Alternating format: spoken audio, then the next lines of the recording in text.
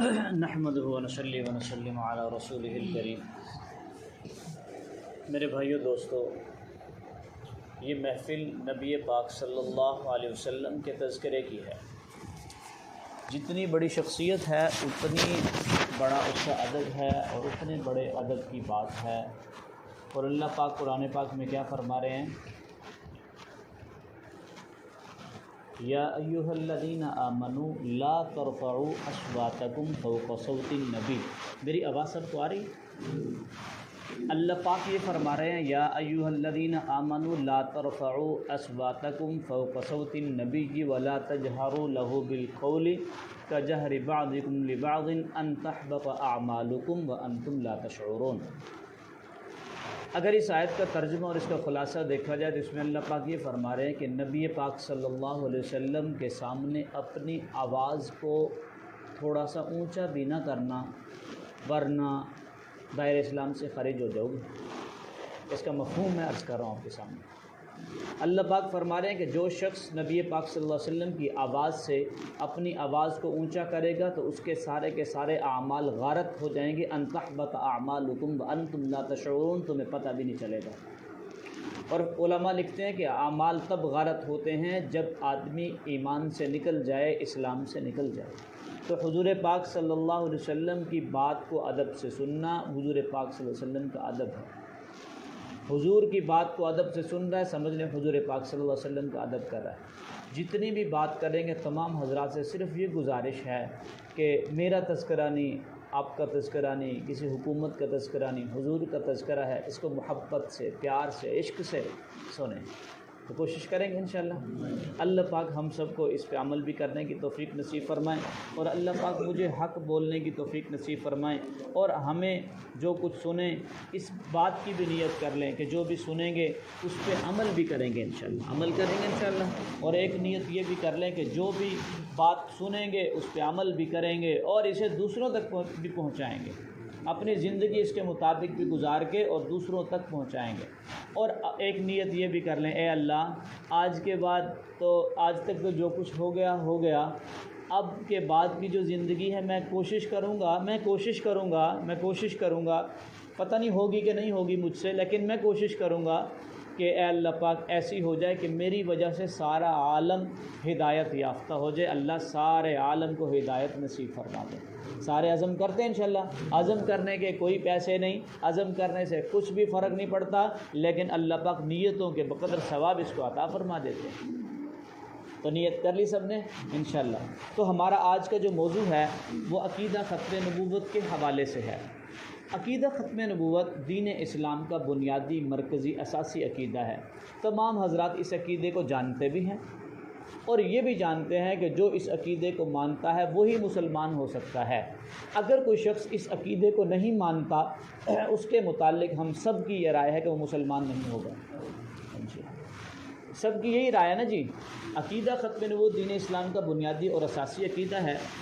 اس عقیدے کو جو نہیں مانتا وہ مسلمان نہیں ہے، سب جانتے ہیں۔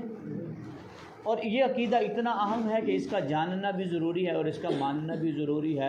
پھر ایک سوال ذہن میں آتا ہے کہ دیکھیں، جب آپ بھی جانتے ہیں کہ جو اس عقیدے کو مانے گا مسلمان ہے، جو اس عقیدے کو نہیں مانے گا مسلمان نہیں ہے، جو اس عقیدے کو جانتا ہے مسلمان ہے اور جو اس عقیدے کو نہیں جانتا وہ بھی مسلمان نہیں ہے، تو پھر اتنے اہم عقیدے کے بارے میں اتنی لمبی چوڑی تمہید باندھنے اور اتنا آپ کا وقت لینے کی آخر کیا ضرورت پیش آ گئی؟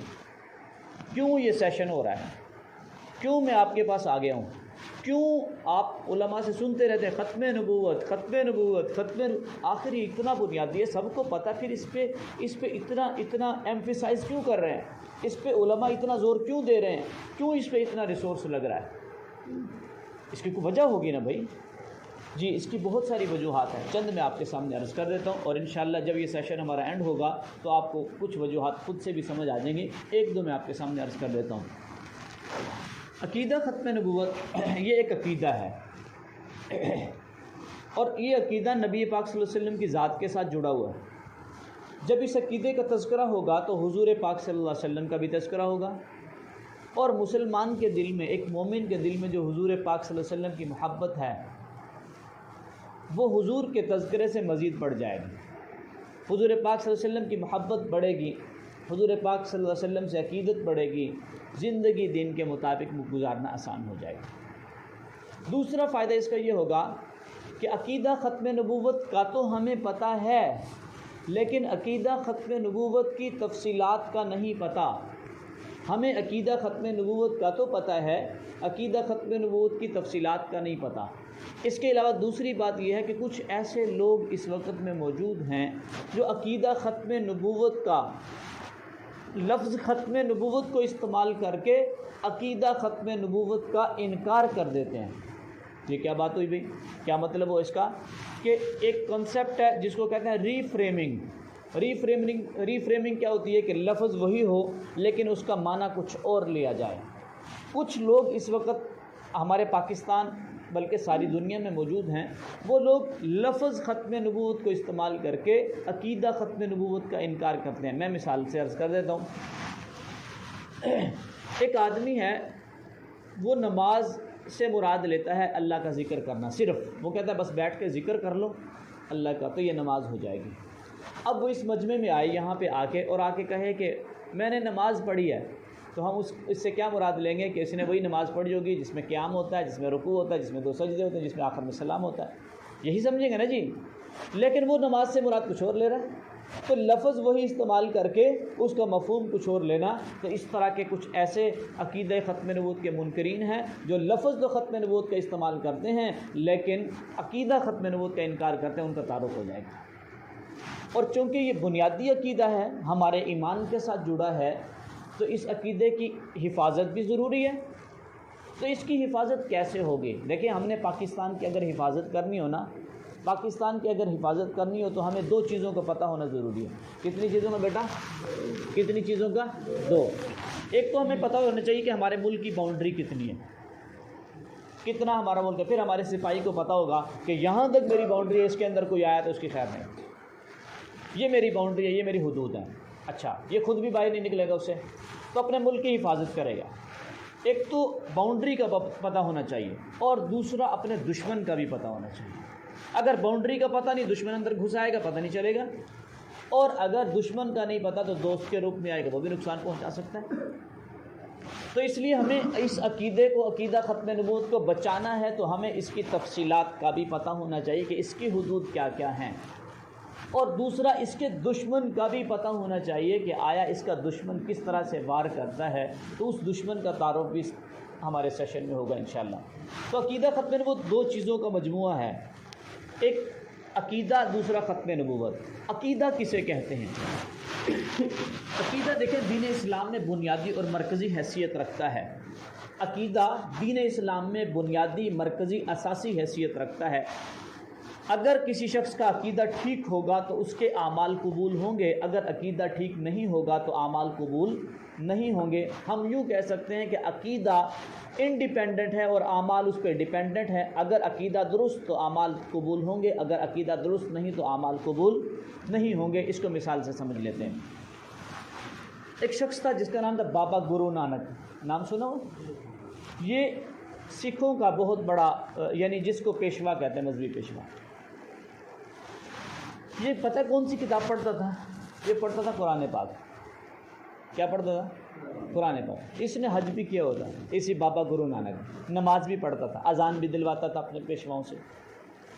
کیا سکھ ہوتے ہوئے اس کو نماز پڑھنا فائدہ دے سکتا ہے؟ قرآن پڑھنا فائدہ دے سکتا ہے؟ سکھ ہے نا، ایمان نہیں لایا نا، مسلمان نہیں ہوا۔ یا اس مثال سے سمجھ لیں، ایک آدمی ہمارے پاس آیا یہاں مسجد میں اور آ کے نماز پڑھنے لگ گیا، وضو کیا، نماز پڑھی۔ ہمارے دل میں کیا بات آئے گی؟ بھئی بڑا نیک آدمی ہے، نمازی ہے، نماز پڑھتا ہے۔ لیکن اگر اسے پوچھیں کہ بھئی آپ کون ہیں، وہ کہے میں مسلمان نہیں ہوں، میں عیسائی ہوں، اس کی نماز اس کو فائدہ دے گی؟ نہیں دے گی۔ کیوں؟ کیونکہ اس کا عقیدہ درست نہیں ہے۔ اللہ پاک بھی قرآن پاک میں فرما رہے ہیں، ان الذین آمنوا وعملوا الصالحات کانت لہم جنات الفردوس نزلا۔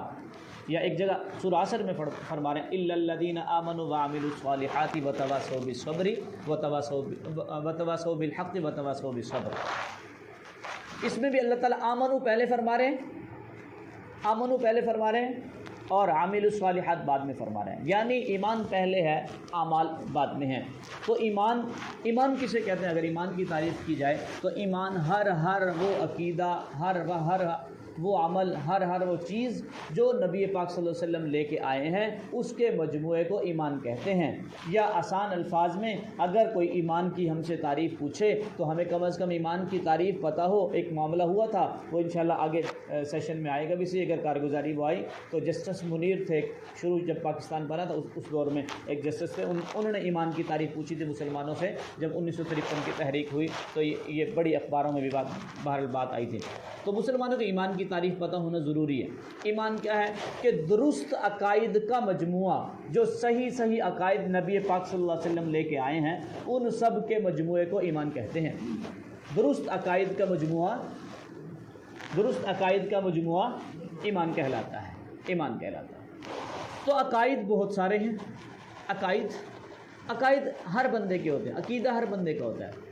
یعنی عیسائیوں کا بھی ایک عقیدہ ہے، مسلمانوں کا بھی ایک عقیدہ ہے، ہندوؤں کا بھی عقیدہ ہوتا ہے، ہر مذہب والوں کا عقیدہ ہے۔ اگر کوئی شخص یہ بھی کہتا ہے نا کہ میرا کوئی عقیدہ نہیں، تو علماء فرماتے ہیں یہی اس کا عقیدہ ہے کہ اس کا کوئی عقیدہ نہیں۔ تو عقیدہ ہر شخص کا ہوتا ہے۔ اب درست عقیدہ چاہیے۔ تو عقائد بہت سارے ہیں جو دین اسلام میں بیان فرمائے گئے ہیں۔ ان میں سے کچھ عقائد ایسے ہیں جن کو بیٹا بند کر دینا، کچھ عقائد ایسے ہیں جن کو بنیادی عقائد کہتے ہیں یا ضروریات دین کہتے ہیں، بھی میری بات سمجھ آ رہی ہے؟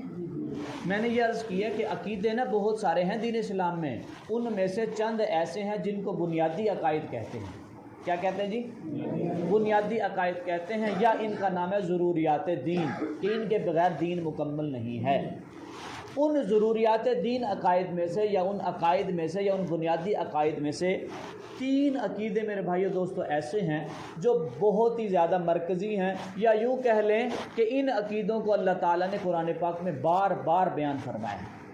قرآن پاک کا کوئی ایک پارہ بھی ایسا نہیں جن میں ان 3 عقائد کو بیان نہ فرمایا اللہ تعالیٰ نے۔ اور یہ 3 عقائد کون سے ہیں؟ ایک تو ہم کہتے ہیں یہ توحید ہے، دوسرا رسالت ہے، اور تیسرا قیامت ہے۔ توحید، رسالت اور قیامت۔ اب توحید کسے کہتے ہیں جی؟ توحید میں 2 چیزیں ماننے والی ہیں۔ توحید میں کتنی چیزیں بھائی؟ 2 چیزیں ماننے والی ہیں۔ نمبر 1 اللہ تعالیٰ کے وجود کو ماننا ہے کہ اللہ تعالیٰ موجود ہیں، اللہ تعالیٰ کی ایگزسٹنس کو ماننا ہے، اللہ تعالیٰ موجود ہیں، اللہ تعالیٰ کا وجود ہے۔ پہلا توحید کا جز یہ ہے۔ اور توحید کا دوسرا جز یہ ہے کہ اللہ تعالیٰ کو ماننا ہے، وحدہ لا شریک ماننا ہے، وجود ماننا اور اللہ تعالیٰ کو وحدہ لا شریک ماننا۔ اور وحدہ لا شریک بھی کیسے ماننا؟ 3 لحاظ سے اللہ تعالیٰ کو وحدہ لا شریک ماننا۔ پہلا یہ کہ اللہ تعالیٰ کو ذات کے لحاظ سے وحدہ لا شریک ماننا کہ اللہ تعالیٰ کی ذات میں کوئی شریک نہیں۔ دوسرا اللہ تعالیٰ کی صفات، اللہ تعالیٰ صفات کے لحاظ سے بھی وحدہ لا شریک ہیں کہ اللہ تعالیٰ کی صفات میں بھی کوئی شریک نہیں۔ تیسرا اللہ تعالیٰ کی عبادات کے لحاظ سے بھی اللہ تعالیٰ وحدہ لا شریک ہے کہ اللہ تعالیٰ کے علاوہ کسی کی عبادت نہیں ہو سکتی۔ اس کو ہم کہتے ہیں توحید کا عقیدہ۔ اور دوسرا عقیدہ ہے میرے بھائیو دوستو رسالت کا عقیدہ۔ رسالت کہتے ہیں تمام انبیاء علیہ السلام پہ ایمان لانا۔ اور تیسرا عقیدہ ہے قیامت کا۔ قیامت کا عقیدہ یہ کہ مر جانے کے بعد پھر قبر کی زندگی شروع ہو جائے گی۔ قبر کا سمجھ یعنی قیامت کا جو کیا کہتے ہیں پس منظر جو یا شروع میں جو ابتدائیہ ہے وہ تو قبر سے شروع ہو جاتا ہے۔ تو قبر کے بعد پھر حشر ہے، پھر اس کے بعد اچھے اعمال ہیں تو جنت ہے، پھر جہنم ہے۔ یہ بھی عقیدہ قیامت کا عقیدہ کہلاتا ہے، یعنی مر جانے کے بعد ایک اور زندگی اللہ پاک عطا فرمائیں گے جس کو قیامت کہا کرتے ہیں۔ یہاں تک سب کو بات سمجھ آ گئی؟ اب یہاں پہ ایک چھوٹا سا سوال ہے، بات کو سمجھ رہے ہیں نا سارے احباب؟ چھوٹا سا سوال پوچھ سکتا ہوں؟ ایسے ہماری تو کلاس ہو رہی ہے، سمجھ لیں ہمارا آپس میں مذاکرہ ہے، میں آپ سے سیکھنا چاہتا ہوں، آپ مجھ سے سیکھنا چاہتے ہیں، تو جو مجھے پتہ میں آپ کو بتاؤں گا، جو آپ کو بتاؤں آپ مجھے بتا دیں گے۔ ایسے سیکھنے سکھانے سے اللہ کرے ہمارے ذہنوں میں یہ بات آ جائے، ہمیں عقیدہ ختم نبوت سمجھ آ جائے۔ اگر یہ سوال پوچھا جائے کہ ان 3 عقائد میں سے توحید، رسالت اور قیامت میں سے اہمیت اور ماننے کے اعتبار سے سب سے بنیادی اور مرکزی عقیدہ کون سا ہے، تو ہمارا کیا جواب ہوگا جی؟ توحید۔ آپ کہہ رہے ہیں تو رسالت ہوگا، آپ نے سیشن پڑھا ہوا نا؟ ہاں جی، آپ کیا کہتے ہیں بیٹا؟ توحید۔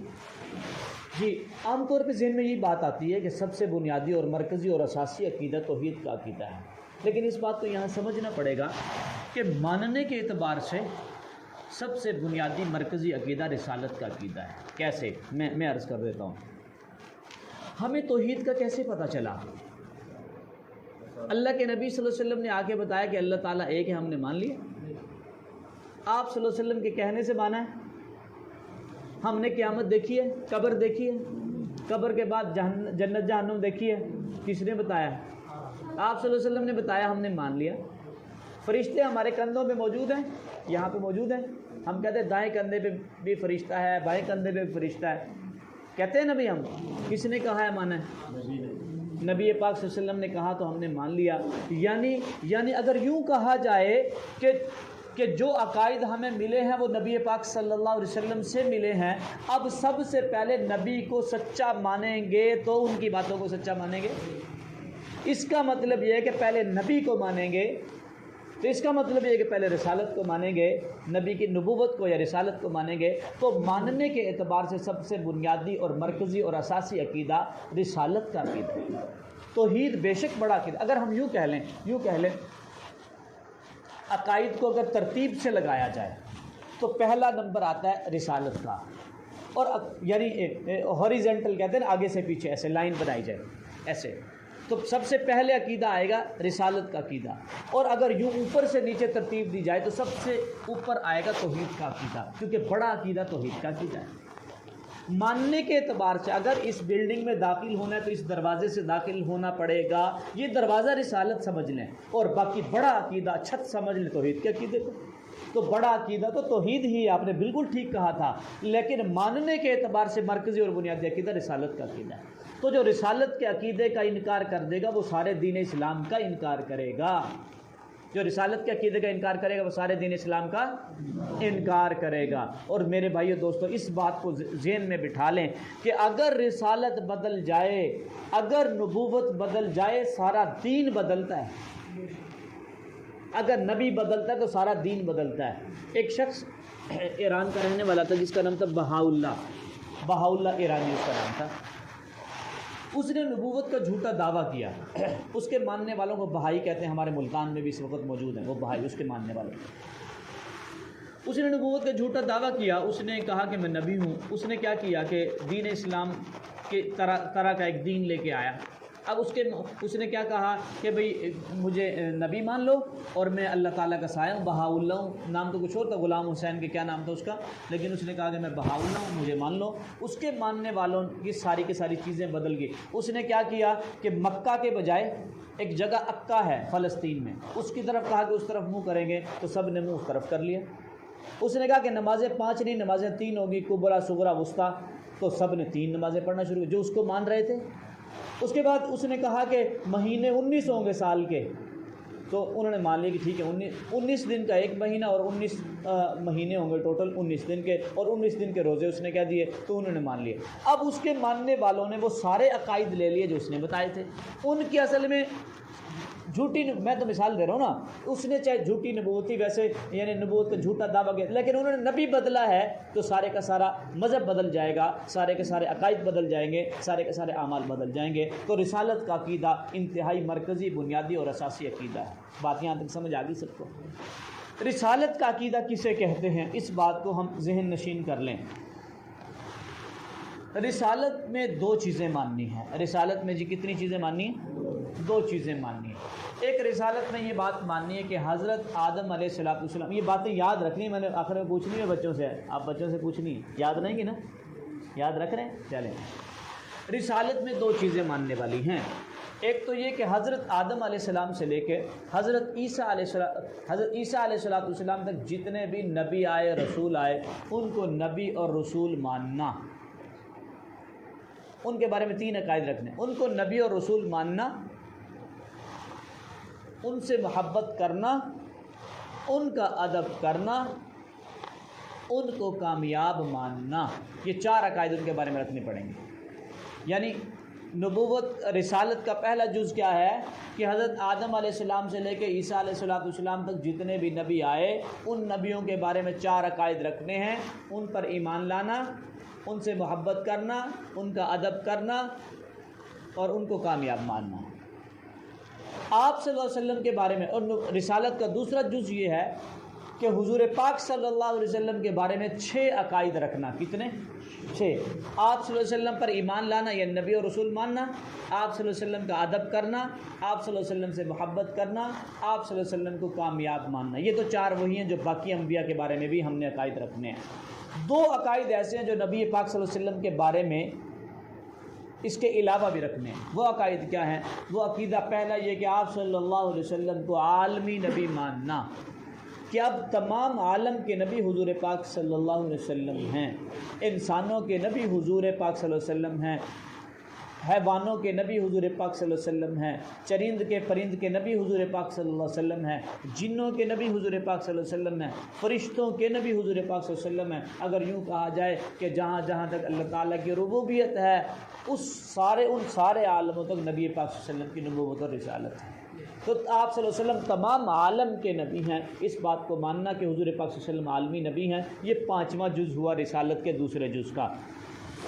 اور چھٹی بات یہ ماننی کہ حضور پاک صلی اللہ علیہ وسلم اللہ پاک کے آخری نبی ہیں۔ حضور پاک صلی اللہ علیہ وسلم اللہ پاک کے آخری نبی ہیں۔ اس عقیدے کو عقیدہ ختم نبوت کہتے ہیں۔ کیا کہتے ہیں بیٹا؟ عقیدہ ختم نبوت کہتے ہیں۔ عقیدہ ختم نبوت کس سے کہتے ہیں جی؟ حضور پاک صلی اللہ علیہ وسلم اللہ پاک کے آخری نبی ہیں، اور آپ صلی اللہ علیہ وسلم کے بعد کوئی نبی نہیں آئے گا، کوئی نبی نہیں آئے گا۔ اب عام طور پہ یہ تعریف کی جاتی ہے کہ حضور پاک صلی اللہ علیہ وسلم اللہ پاک کے آخری نبی ہیں، اور آپ صلی اللہ علیہ وسلم کے بعد کوئی نبی نہیں آئے گا۔ تعریف بالکل بہترین ہے، لیکن میں ایک گزارش کرنا چاہتا ہوں۔ وہ گزارش اگر تھوڑی سی توجہ سے سنیں گے تو انشاءاللہ بہت فائدہ ہو جائے گا۔ وہ گزارش یہ ہے کہ کچھ لوگ ایسے اس وقت میں موجود ہیں جو اس عقیدے کا انکار کرتے ہیں۔ میں نے شروع میں بتایا تھا، وہ لوگ کوشش کرتے ہیں کہ عقیدہ ختم نبوت کے بارے میں مسلمانوں کے اندر شکوک و شبہات پیدا کریں۔ ایک کالج میں ایسا ہوا کہ جو اسٹوڈنٹس تھے، پڑھتے تھے، مسلمان تھے، ان کے کالج میں ہی ان کی کلاس میں ایک لڑکا ایسا آ گیا جو عقیدہ ختم نبوت کا انکار کرتا تھا۔ انہوں نے اس کو دعوت دی کہ بھئی تم عقیدہ ختم نبوت کو مانو، یہ تو دین اسلام کا بنیادی مرکزی اساسی عقیدہ ہے، تم اس کو مانو۔ تو اس نے کہا کہ اچھا تم تعریف کرو۔ مسلمان بچوں سے پوچھا کہ تم اس کی تعریف کرو کہ عقیدہ ختم نبوت کسے کہتے ہیں۔ تو انہوں نے یہی تعریف کی کہ حضور پاک صلی اللہ علیہ وسلم اللہ پاک کے آخری نبی ہیں، اور آپ صلی اللہ علیہ وسلم کے بعد کوئی نبی نہیں آئے گا۔ اب اس نے کیا جواب دیا؟ اس نے کہا کہ اچھا دوبارہ دہراؤ تعریف کو۔ اس نے کہا کہ حضور پاک صلی اللہ علیہ وسلم اللہ پاک کے آخری نبی ہیں، اور آپ صلی اللہ علیہ وسلم کے بعد کوئی نبی نہیں آئے گا۔ اس نے کیا کہا؟ اس نے کہا کہ اچھا حضرت عیسیٰ علیہ السلام کہاں ہیں؟ اس نے کہا آسمانوں پہ ہیں۔ کہا وہ آئیں گے؟ کہا ہاں وہ تو آئیں گے، وہ تو آئیں گے۔ تو پھر ابھی تو تم کہہ رہے تھے کوئی نبی نہیں آئے گا، ابھی کہتے ہو عیسیٰ علیہ السلام آئیں گے، پھر اس کو کیا جواب دیں گے جی؟ وہ کیا بن کے آئیں گے جی؟ امتی بن کے آئیں۔ کیا بن کے آئیں گے جی؟ امتی بن کے آئیں گے۔ تو اس کو یہ ہمارے ساتھی نے بھی یہ جواب دیا، وہ جو نوجوان تھا، اس نے کہا کہ عیسیٰ علیہ السلام آئیں گے تو صحیح، لیکن امتی کی حیثیت سے آئیں گے۔ اب اس نے کیا سوال کیا پھر دوبارہ؟ اس نے پھر سوال کیا، کہتا ہے کیا وہ نبی نہیں ہوں گے؟ سوال سمجھ آ رہا ہے؟ کیا سوال پوچھا اس نے؟ نبی نہیں ہوں گے؟ اس کا کیا جواب دیں گے ہم؟ نبی تو آ گیا نا، پھر نبی تو آ گیا۔ ہمارے لیے نبی ہے، عیسائیوں کے لیے۔ جی مجھے ایکسپلین کرنا ہے۔ ہاں جی، تو بس آپ نے سیشن سنا نا، آپ تو یعنی وہ رہیں گے نا تاکہ باقی ساتھیوں کو سمجھ میں آ جائے۔ اصل تو ہم یہ چاہ رہے ہیں کہ ہمیں یاد ہو جائے نا یہ بات، جیسے آپ کو بھائی عرفان اللہ کو یاد ہو گئی، انہوں نے پہلے سیشن اٹینڈ کیا ہمارا، تو ان کو یاد ہو گئی، ایسے سارے ساتھیوں کو یاد ہو جائے تو سارے ساتھیوں کو یاد تو ایسے ہی ہوگی، ٹھیک ہے۔ اسی لیے سوال اس وجہ سے نہیں پوچھا جاتا، کسی ساتھی کو اگر کوئی برا لگے تو میں اس سے پہلے معذرت کرتا ہوں، اس سے ہاتھ جوڑ کے معافی مانگتا ہوں کہ کسی کی دل آزاری ہو۔ سوال پوچھنے کا مقصد صرف یہ ہوتا ہے کہ ایک بات ذہن نشین ہو جائے۔ میں ایک دفعہ یونیورسٹی میں پڑھ رہا تھا، ایسی چھوٹی سی بات ضمن ذہن میں آ گئی، چلو میں عرض کر دیتا ہوں۔ یونیورسٹی میں پڑھ رہا تھا تو میں بالکل فرنٹ والے ڈیسک پہ بیٹھا ہوتا، سر نے کسی ٹیچر نے پڑھایا کچھ، میں کیمسٹری پڑھاتا ہوں، وہیں کیمسٹری MSc کیمسٹری ہے میری، تو وہیں میں پڑھ رہا تھا، تو بس اسٹوڈنٹ لائف میں بندے کو ہوتا ہے، میں کسی کام سے کسی دوست سے گپ شپ لگانے لگا اسی دوران ہی، پڑھاتے دوران ہی، تو وہ بات میرے ذہن سے نکل گئی۔ عادت یہ تھی کہ میں سوال پوچھ لیا کرتا تھا، میں نے سر سے جو ہی اتنے وہ کنسیپٹ گزر گیا جو انہوں نے سمجھانا تھا، میں نے سامنے دیکھا تو وہ بات ہو گئی تھی، تو اب میں نے کہا یہ پوچھنا بھی ہے، سمجھنا بھی ضروری ہے، تو میں کھڑا ہو گیا۔ سر نے پوچھا کہ سب کو سمجھ آ گیا؟ تو میں نے کہا سر مجھے نہیں سمجھ آیا۔ میں نے کہا اچھا، تو اب میں نے جب کہا تو سارے ہنس بھی رہے تھے اس بات میں، کیوں نہیں سمجھ آیا، آسان سی بات تھی، نہیں سمجھ آیا۔ خیر مجھے نہیں آیا تھا، میں کہہ دیتا تھا کہ مجھے سمجھ نہیں آیا، تو انہوں نے پھر دوبارہ سمجھایا، تو مجھے پھر بھی سمجھ نہیں آیا، میں کھڑا رہا اتنی دیر، تو سر نے مجھے سمجھ آیا، اب میں ہاں بھی نہیں کر رہا تھا، نہ بھی نہیں کر رہا، ان کو سمجھ آئے گا۔ انہوں نے بلایا مجھے کہتے ہیں ادھر آؤ بیٹا، حافظ صاحب ادھر آؤ۔ وہاں بلایا اسٹیج پہ اپنے پاس کھڑا کر کے، مجھے کہتے ہیں بیٹا ایسے ایسے ایسے ایسے ایسے، اب سمجھ آیا؟ میں نے کہا ہاں اب سمجھ آ گیا۔ کہنے لگا یہ بات وہاں بیٹھ کے اکثر نہیں سمجھ آتی، یہاں آگے سمجھ آتی ہے، جب بندہ پڑھانے لگتا ہے پھر سمجھ آتی ہے، وہ پڑھتے ہوئے اکثر باتیں سمجھ نہیں آتی ہیں۔ تو سوالات اسی وجہ سے ہوتے ہیں کہ بات اچھی طرح سمجھ میں آ جائے۔ تو اس نے سوال کیا کیا؟ اس نے کہا کہ عیسیٰ علیہ السلام آئیں گے، نبی نہیں ہوں گے؟ جی نبی ہوں گے کہ نہیں ہوں گے؟ ہمارا کیا عقیدہ ہے؟ نبی نہیں ہوں گے، امتی ہوں گے۔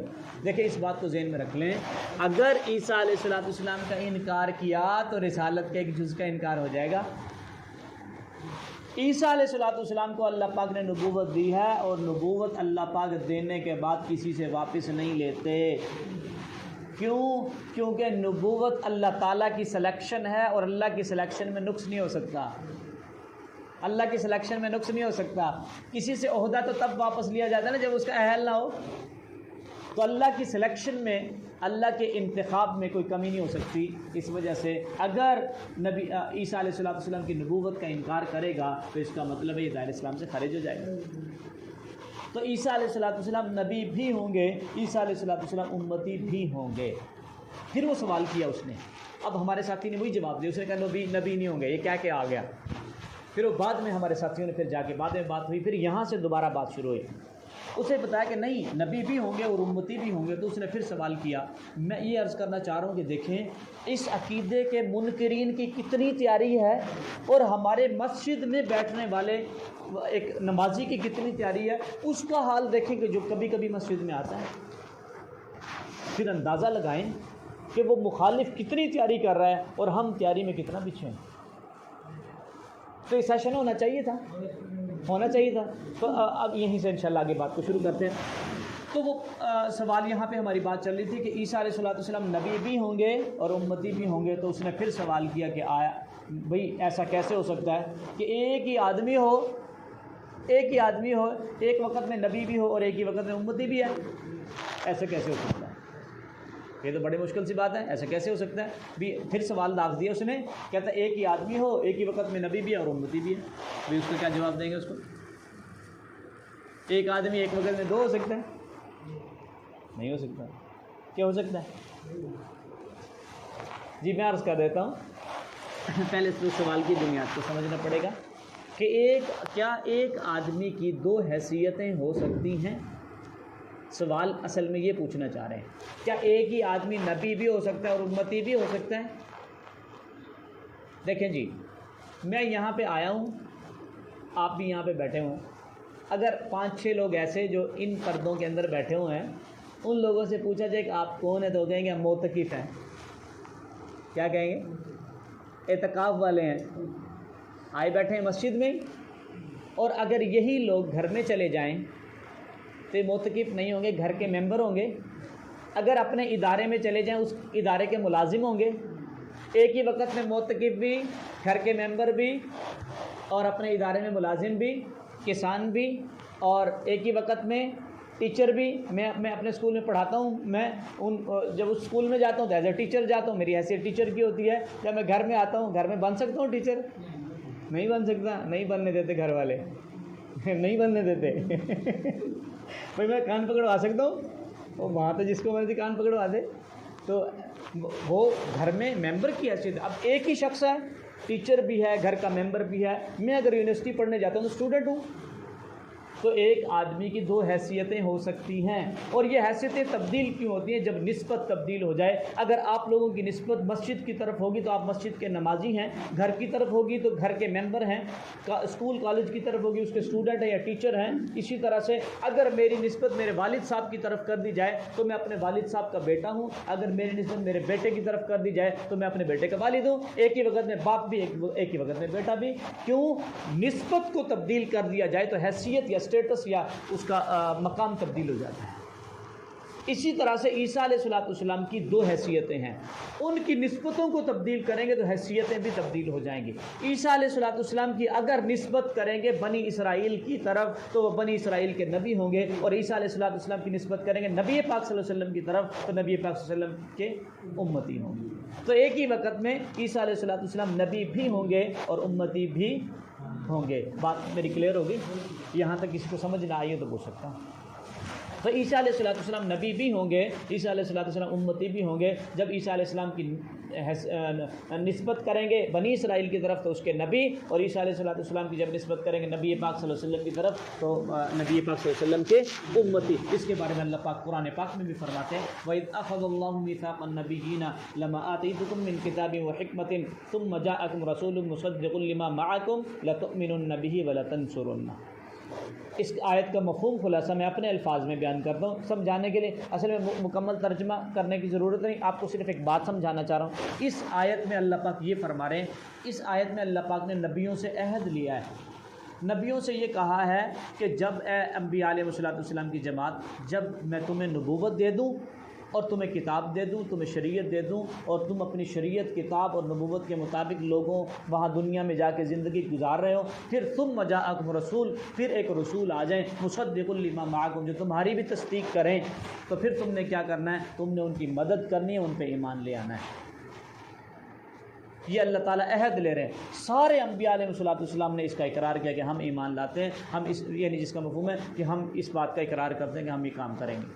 تو جب سارے نبیوں نے اس بات کا اقرار کر لیا کہ نبی پاک صلی اللہ علیہ وسلم نبی ہوں گے اور ان کے مطابق زندگی گزارنی، آپ صلی اللہ علیہ وسلم پہ ایمان لے آئے، تو تمام نبی حضور پاک صلی اللہ علیہ وسلم کے کیا ہو گئے؟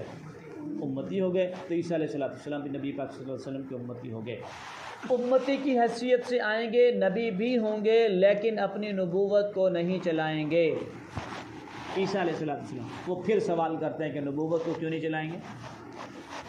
وہ پھر کیونکہ وہ تیاری کر کے بیٹھا نا میرے بھائی، ہم نے تیاری نہیں کی، ہم نے کتنا ایک وقت دیا دین سیکھنے کے لیے، ہم نے کتنا ایک وقت دیا دین سیکھنے کے لیے؟ بالکل وقت نہیں دیا میرے بھائیوں۔ یقین کریں میں نے میں ایک چھوٹا سا سیٹ اپ اکیڈمی کا بھی ہے، وہ بھی چلاتا ہوں۔ بڑا افسوس ہوا اس دن، دل بھی رویا اور میں خود بھی سمجھنے رویا اس سوال کو کر کے۔ پہلے خود شرمندہ ہوا اور پھر دل بھی شرمندہ ہوا اور پھر افسوس ہوا اور پھر دل بھی رویا میرا اس بات سے۔ میں نے نماز پڑھائی عصر کی، میں ہی پڑھا دیتا ہوں عصر کی نماز وہاں اکیڈمی میں، شام میں عصر کی نماز ہوتی ہے۔ عصر کی نماز میں سارے ٹیچر تھے، سارے اسٹوڈنٹس تھے، پیچھے کوئی ایف ایس سی کا تھا، کوئی بی ایس سی کا تھا، کوئی ٹیچر تو خیر ایم ایس سی تھے، بڑے پڑھے لکھے لوگ تھے۔ میں سلام پھیرنے کے بعد مڑا اور میں نے کہا میرا ایک سوال ہے، بیٹھ یہ پیچھے ہو جائیں، یہاں بیٹھ۔ میرا ایک سوال ہے آپ لوگوں سے، وہ سوال یہ ہے کہ کوئی ایک شخص کھڑا ہو کے یوں بتا سکتا ہے کہ نبی پاک صلی اللہ علیہ وسلم کی پھوپھیوں کی تعداد کتنی تھی اور ان کے نام کیا ہیں؟ کوئی ایک شخص بتا سکتا ہے؟ تو پھر میں خود شرمندہ ہو گیا کہ مجھ سے پڑھنے والے کسی ایک کو بھی نہیں آ رہا۔ یہ مسلمانوں کے بچے ہیں جنہوں نے 15 20 سال مسلمانوں کے گھروں میں گزار دیے ہیں۔ ہم سے پوچھ لیا جائے کہ نبی پاک صلی اللہ علیہ وسلم کا دن کیسے گزرتا تھا، یہ نہیں پتہ، نبی کی رات کیسے گزرتی تھی یہ نہیں پتہ، نبی پاک صلی اللہ علیہ وسلم کیسے، ان کا فیورٹ کلر کون سا تھا نہیں پتہ، نبی پاک صلی اللہ علیہ وسلم کی فیورٹ ڈش کون سی تھی نہیں پتہ۔ ہمیں اسٹائل پتہ ہے تو غیر مسلموں کے اسٹائل پتہ ہیں، ان کے دن کا بھی پتہ، ان کی رات کا بھی پتہ، ان کی رشتہ داریوں کا بھی پتہ ہے۔ پتہ نہیں تو نبی پاک صلی اللہ علیہ وسلم کا پتہ نہیں؟ ارے اس نبی کا پتہ نہیں جس کی زندگی کا ہر لمحہ امت کی یاد میں گزرا ہے۔ نبی پاک صلی اللہ علیہ وسلم کی آنکھ کا ہر آنسو امت کے لیے تھا۔ اور آپ صلی اللہ علیہ وسلم کے ایک عالم بتا رہے تھے کہ آپ صلی اللہ علیہ وسلم کی ہر دعا امت کے لیے تھی۔ آپ صلی اللہ علیہ وسلم نے اپنے لیے نہیں کی دعائیں، آپ صلی اللہ علیہ وسلم نے امت کے لیے دعائیں کی۔ عرفات کا میدان ہے، اللہ کے نبی صلی اللہ علیہ وسلم عرفات کے میدان میں 5 گھنٹے امت کے لیے دعا مانگے، اللہ میری امت کو بخش دے، میری امت کو بخش دے، میری امت کو بخش دے۔ اللہ تعالیٰ کی طرف سے تسلی آئی، بس کر دیں، بس کر دیں، اللہ کے نبی صلی اللہ علیہ وسلم میں نے آپ کی امت کو بخش دیا۔ اچھا کوئی کسی پہ ظلم کرے گا اس کو نہیں بخشوں گا، باقی سب کو بخش دیا۔ اب کیا کریں؟ پھر یہ ظہر کے وقت شروع ہوئے اور مغرب کے وقت تقریباً دعا قبول ہوئی، عصر تھوڑا سا لیٹ پڑھتے ہیں، دعا قبول ہوئی ہیں۔ پھر کیا دعا کریں؟ اے اللہ میری امت کے ظالم کو بھی بخش دے، جو ظلم کرے اس کو بھی بخش دے، اپنی طرف سے بدلہ دے دینا، اپنی طرف سے بدلہ دے دینا، میری امت کے ظالم کو بھی بخش دے، اے اللہ بخش دے۔ اور ساری رات اسی فکر میں گزری، صبح اشراق کے وقت میں کہ چاشت کے وقت میں یہ دعا قبول ہے، اچھا اے نبی پاک صلی اللہ علیہ وسلم بس کر دیجئے، میں آپ کی امت کے ظالم کو بھی بخش دوں۔ اللہ کے نبی صلی اللہ علیہ وسلم ایک رات کو سو رہے ہیں، آپ کی بیوی بھی ساتھ سو رہی ہیں، ایک ہی تکیے پہ سر ہے۔ بیوی کیا دیکھتی ہیں کہ بیوی کو گیلا محسوس ہوا تکیہ، اٹھی ہیں، چراغ جلایا، دیکھا نبی پاک صلی اللہ علیہ وسلم کی آنکھ میں آنسو ہیں۔ پوچھا اے اللہ کے نبی صلی اللہ علیہ وسلم یہ رات کا اس پہر میں آپ کو کون سا غم ہے جس کی وجہ سے آپ رو رہے ہیں؟ تو کیا فرمایا؟ اے عائشہ میں اپنی امت کے غم میں رو رہا ہوں، میں اپنی امت کو یاد کر کے اس رات میں 3 بجے رو رہا ہوں۔ کیا ہم نے کبھی اس وقت میں اپنے کسی عزیز کو یاد کر کے روئے، اس کے لیے دعائیں مانگی؟ رات کو تہجد کے وقت میں کھڑے ہوئے ہوں، کسی اپنے عزیز کے لیے دعائیں مانگی؟ اپنے عزیز کے لیے نہیں، اپنے ماں باپ کے لیے مانگی ہیں، اپنے دوست کے لیے مانگی ہیں؟ چلو سب کو چھوڑ دو، کبھی اپنے لیے بھی تہجد میں اٹھ کے دعائیں مانگی ہیں رو رو کے؟ اور ایک ہستی ہے جو 1400 سال پہلے ہم سب کے لیے دعائیں مانگ رہی ہے، جس کی فکر ہے تو ہم ہیں۔ فرمایا کہ بات بہت لمبی ہو جائے گی، اللہ کے نبی صلی اللہ علیہ وسلم کی قربانیاں اور امت سے محبت بتائی جائے۔ خدا کی قسم اگر یوں کہا جائے کہ کسی شخص نے کسی دوسرے سے محبت کی ہے اور سب سے زیادہ محبت کی ہے تو نبی پاک صلی اللہ علیہ وسلم کی ذات نے اپنی امت سے محبت کی، اس سے زیادہ محبت کسی نے نہیں کی۔ تو کیا امت کے پاس اتنا بھی وقت نہیں کہ اپنے نبی کا تذکرہ یاد کر لے، اپنی نبی کی زندگی کو دیکھ لے، اپنے نبی کے کردار کو پڑھ لے، اپنے نبی کے گفتار کو پڑھ لے کہ ساری دنیا کا سب سے آئیڈیل، سب سے سیولائزڈ قسم کی زندگی نبی پاک صلی اللہ علیہ وسلم کی زندگی تھی، ہم نے سیکھا ہی نہیں۔ تو سب عزم کرتے ہیں انشاءاللہ نبی پاک صلی اللہ علیہ وسلم کی سیرت کو سیکھیں گے، آپ صلی اللہ علیہ وسلم کی زندگی کو سیکھیں گے۔ تو سوال یہاں پہ یہ چل رہا تھا کہ عقیدہ ختم نبوت میں پھر آخری سوال یہ کرتے ہیں کہ آیا عیسیٰ علیہ السلام آئیں گے صحیح، نبی کی حیثیت سے تو چلو نہیں آئیں گے، امتی کی حیثیت سے ہوں گے، نبی تو ہوں گے، اپنی نبوت کو چلائیں گے نہیں؟ ایسا کیسے ہو سکتا ہے کہ ایک نبی آئے اور اپنی نبوت کو چلائے نہیں؟ تو اس کا میں قولی جواب دے دیتا ہوں۔ قولی جواب تو یہی تھا، قرآن پاک کی آیت میں نے بتایا کہ اللہ پاک نے عہد لیا تھا تمام نبیوں سے کہ اگر وہ نبی آ جائیں تو پھر کسی کی حکومت نہیں چلے گی۔ اور دوسرا عقلی جواب اس کا یہ ہو سکتا ہے کہ پاکستان کا صدر ہے وہ چلا جائے چائنا، پاکستان کا صدر چائنا چلا جائے تو وہاں پہ اس کا آرڈر چلے گا؟ اس کا آرڈر چلے گا؟ جی نہیں چلے گا۔ ہاں جی وہ کہے کہ فلاں کو گرفتار کر لو، فلاں کام کر لو، تو کوئی آرڈر نہیں چلے گا، بلکہ وہاں پہ کس کا حکم چلے گا؟ چین کے صدر کا چلے گا۔ اچھا یہ صدر ہوگا یہ جو پاکستان والا ہے؟ او بھائی صدر تو ہوگا نا، اور مجھے تو نہیں نا بلانے لگا اب چائنا، صدر ہے تو بلایا نا، صدر ہوگا لیکن پاکستان کا صدر ہوگا۔ عیسیٰ علیہ السلام نبی ہوں گے، بنی اسرائیل کے ہوں گے، یہاں پہ اپنی نبوت کو چلائیں گے نہیں، کیونکہ یہ زمانہ حضور پاک صلی اللہ علیہ وسلم۔ اب یہ جو اتنے سارے اعتراضات کی لائن لگی، یہ کرتا کون ہے؟ یہ ختم نبوت کے منکرین ہیں، قادیانی، مرزئی، جو اپنے آپ کو احمدی کہتے ہیں، یہ لوگ یہ اعتراضات کرتے کیوں ہیں؟ تاکہ مسلمانوں کے دلوں میں اس ختم نبوت کے عقیدے کے بارے میں شکوک و شبہات ڈال دیں اور ان کو ایمان سے خارج کر دیں۔ تو اس کی وجہ کیا بنی؟ اس کی وجہ ہماری وہ ڈیفینیشن بنی۔ کیا ڈیفینیشن تھی؟ کہ حضور پاک صلی اللہ علیہ وسلم اللہ پاک کے آخری نبی، آپ صلی اللہ علیہ وسلم کے بعد کوئی نبی نہیں آئے گا۔ اب اگر اس تعریف کو ہم یوں مضبوط بنا لیں کہ حضور پاک صلی اللہ علیہ وسلم اللہ پاک کے آخری نبی ہیں اور آپ صلی اللہ علیہ وسلم کے بعد کسی کو نبوت نہیں دی جائے گی۔ عیسیٰ علیہ السلام کی نبوت کا اظہار آپ صلی اللہ علیہ وسلم کی نبوت سے پہلے ہو گیا تھا، آپ صلی اللہ علیہ وسلم کے بعد نہیں دی گئی بلکہ پہلے ہی نبی بن کے آ گئے۔ دوسری تعریف یوں بھی ہو سکتی ہے کہ حضور پاک صلی اللہ علیہ وسلم اللہ پاک کے آخری نبی، آپ صلی اللہ علیہ وسلم کے بعد کوئی نبی پیدا نہیں ہوگا۔ اب سوال کریں، اب قادیانی پوچھیں عیسیٰ علیہ السلام آئیں گے؟ ہم کہتے ہیں آئیں گے، تو پھر کیسے؟ بھائی ہم نے تو کہا پیدا نہیں ہوں گے، اور عیسیٰ علیہ السلام پیدا ہوں گے جی، وہ نازل ہوں گے آسمانوں سے، وہ آسمان سے اتریں گے عیسیٰ علیہ السلام۔ بات سمجھ آ رہی ہے کہ نہیں سمجھ آ رہی؟ تو عیسیٰ علیہ السلام پیدا نہیں ہوں گے تو اس کا مطلب کوئی نبی پیدا نہیں ہوگا۔ یا اس کی تعریف یوں بھی کی جا سکتی ہے کہ حضور پاک صلی اللہ علیہ وسلم اللہ پاک کے آخری نبی، اور آپ صلی اللہ علیہ وسلم کے بعد کوئی نیا نبی نہیں آئے گا۔ عیسیٰ علیہ السلام تو پہلے والے، نیا نبی تو نہیں۔ یا یوں بھی ہو سکتی ہے تعریف کہ حضور پاک صلی اللہ علیہ وسلم اللہ پاک کے آخری نبی ہیں، اور آپ صلی اللہ علیہ وسلم کے بعد نبیوں کی تعداد میں اضافہ نہیں ہوگا، نبی وہ اتنے کے اتنے رہیں گے۔ میری بات سمجھ آ رہی ہے جی؟ اب یہ عقیدہ ختم نبوت کتنا اہم ہے، فرمایا عقیدہ ختم نبوت اتنا اہم ہے، امام ابن نجیم رحمۃ اللہ علیہ کی کتاب ہے الاشباع والنظائر، اس میں وہ فرماتے ہیں اذا لم يعرف ان محمدا صلی اللہ علیہ وسلم آخر الانبیاء فلیس بمسلم لانہ من الضروریات۔ کیا فرماتے ہیں؟ اگر کوئی شخص یہ نہیں جانتا، کیا کہہ رہے ہیں؟ یہ نہیں جانتا کہ حضور صلی اللہ علیہ وسلم آخری نبی ہیں، تو فرمایا کہ تو وہ شخص ہرگز مسلمان نہیں ہو سکتا۔ اب یہ کیا بات ہوئی؟ دیکھو جانتا نہیں ہے تو مسلمان نہیں، ذہن میں آتا ہے کہ بھی جانتا ہی نہیں وہ کیسے مسلمان نہیں۔ دیکھیں ہم نے توحید کے عقیدے میں دو چیزیں پڑھی تھیں، میرے تھک تو نہیں گئے آپ حضرات؟ تھک گئے؟ اچھا جب تھک جائیں نا آپ نے مجھے بتا دینا، کیونکہ میں پھر چلتا رہوں گا، آپ نے مجھے پہلے بتانا ہے کہ اب ہم تھک گئے ہیں، اب جو ہے نا بس کریں، پھر جو ہے نا ہم اس کو کلوز کر دیں گے، ٹھیک ہے جی؟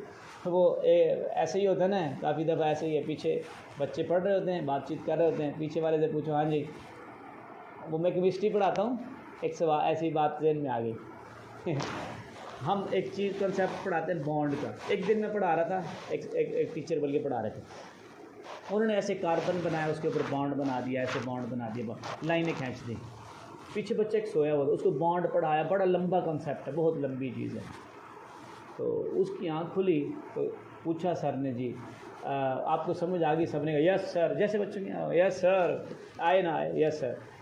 اچھا وہ پیچھے بیٹھا ہوا تھا، اس نے کہا سر میرا ایک کوشچن ہے، تو سر بڑے خوش ہوئے، ابھی کوشچن ہے؟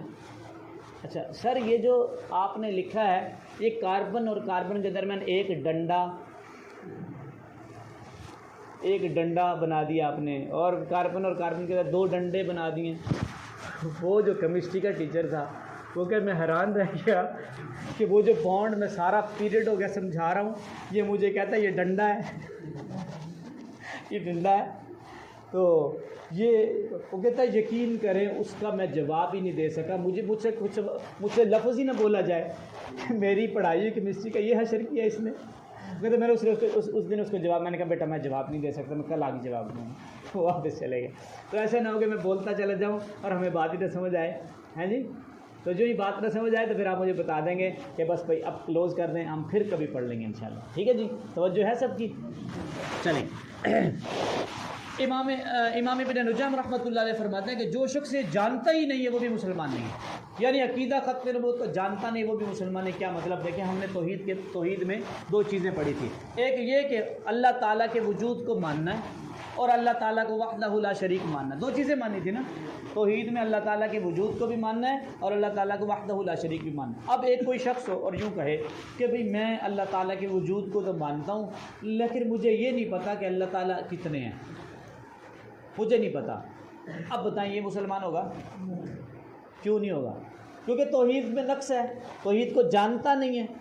تو اسی طرح ختم نبوت اور نبوت سے جڑا عقیدہ ہی تو ختم نبوت ہے نا، رسالت کا جز ہی تو ختم نبوت تھا۔ اور جب نبوت کو نہیں مانتا یعنی رسالت کو نہیں مانتا، اس کو جانتا نہیں ہے، تو یہ بھی مسلمان نہیں ہوگا۔ اس کا بھی جاننا اسی طرح ضروری ہے جس طرح توحید کے عقیدے کا جاننا ضروری ہے، یعنی یہ بھی رسالت کا عقیدہ ہے۔ تو ختم نبوت کا عقیدہ دین اسلام کا بنیادی مرکزی اساسی عقیدہ ہے، اس کا ماننا بھی ضروری ہے، اس کا جاننا بھی ضروری ہے۔ جو شخص مانتا نہیں وہ بھی مسلمان نہیں، اور جو شخص مانتا نہیں وہ بھی مسلمان نہیں ہوگا۔ اور یہ عقیدہ کتنا حساس عقیدہ ہے۔ امام اعظم ابو حنیفہ رحمۃ اللہ علیہ ایک بزرگ گزرے، ان کے زمانے میں ایک شخص آیا، اس نے نبوت کا جھوٹا دعویٰ کیا اور لوگوں سے کہا کہ میں جو ہے نا نبی ہوں اور مجھے اپنی نبوت پہ دلائل دینے کی اجازت ہو۔ امام صاحب تک یہ بات پہنچی تو امام صاحب نے فرمایا کہ جو شخص اس جھوٹے نبوت کا دعویٰ کرنے والے سے علامت بھی طلب کرے گا، من طلب منہ علامتاً فقد کفر، کہ جس نے اس سے دلیل بھی پوچھ لی نا کہ تو نبی کیسے ہے، تو وہ بھی کافر ہو جائے گا۔ تو امام صاحب سے پوچھا گیا کہ ایک شخص نبوت کا دعویٰ کرتا ہے وہ تو چلو کافر ہے، جو اس کو مانتا ہے چلو وہ بھی کافر ہے، لیکن ایک شخص تو دلیل طلب کر رہا ہے، وہ تو اس کو مان نہیں رہا، دلیل طلب کر رہا ہے، تو پھر وہ کافر کیسے ہے؟ تو فرمایا کہ جب اللہ کے نبی صلی اللہ علیہ وسلم نے آگے کیا فرما دیا، چونکہ رسول اللہ نے جب فرما دیا کہ لا نبی بعدی، تو اس کے بعد جب دلیل طلب کرے گا اس کا مطلب ہے اس کو شک ہے، تو دلیل طلب کر رہا ہے، اور جہاں شک ہے وہاں ایمان نہیں ہو سکتا، جہاں شک ہے وہاں ایمان نہیں ہو سکتا، تو اس کا مطلب یہ ہے کہ اس کو شک ہے عقیدہ ختم نبوت میں۔ تو یہ دین اسلام کا بنیادی مرکزی عقیدہ ہے، اور اللہ تعالیٰ نے قرآن پاک کی 100 آیات اور نبی پاک صلی اللہ علیہ وسلم نے کتنے بھی 210 احادیث مبارکہ میں اس عقیدے کو بیان فرمایا۔ 100 آیات اور 210 احادیث مبارکہ میں نبی پاک صلی اللہ علیہ وسلم نے بیان فرمایا۔ یہ اتنی دفعہ کیوں بیان فرمایا؟ دیکھیں اللہ تعالیٰ ایک دفعہ قرآن پاک میں کہہ دیتے کہ حضور پاک صلی اللہ علیہ وسلم اللہ پاک کے آخری نبی ہیں، تو ہم مان لیتے کہ نہ مانتے؟ ہم عقیدہ بنا لیتے؟ نہ بناتے؟ بنا لیتے نا۔ نبی پاک صلی اللہ علیہ وسلم ایک حدیث میں ایک دفعہ کہہ دیتے کہ میں آخری نبی ہوں، میرے بعد کوئی نبی نہیں، تو ہم مان لیتے، عقیدہ بنا لیتے، یا اس کا انکار کر سکتے ہیں؟ نہیں کر سکتے۔ تو پھر یہ 100 دفعہ اور یہ 210 دفعہ، اتنی دفعہ بتانے کی کیا وجہ ذہن میں آتی ہے؟ کوئی وجہ ذہن میں آتی ہے جی؟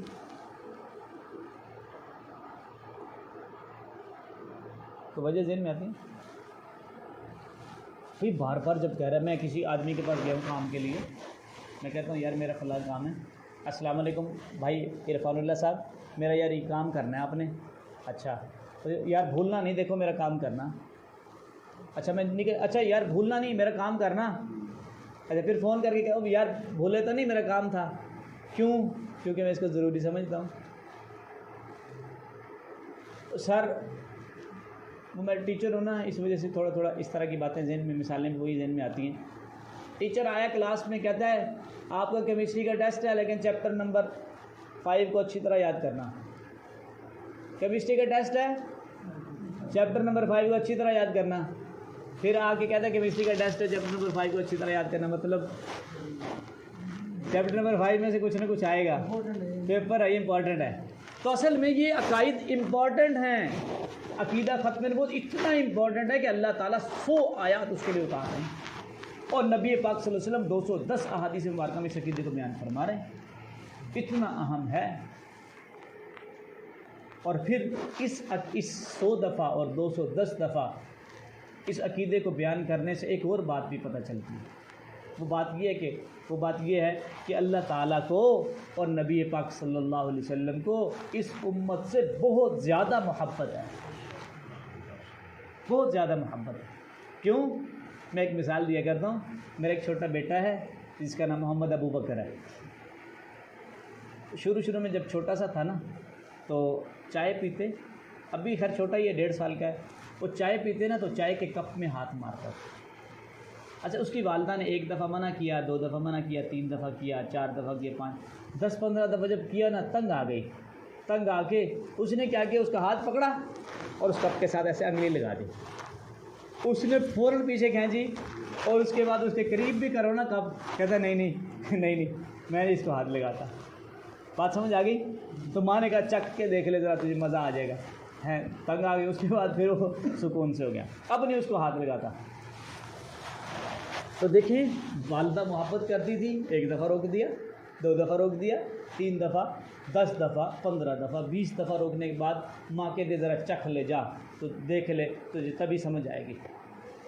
یعنی ماں کی محبت کتنی کو ہوتی ہے اس کا ہم اندازہ لگائیں، اور اللہ تعالیٰ 100 دفعہ روکنے کے بعد صبر کرے۔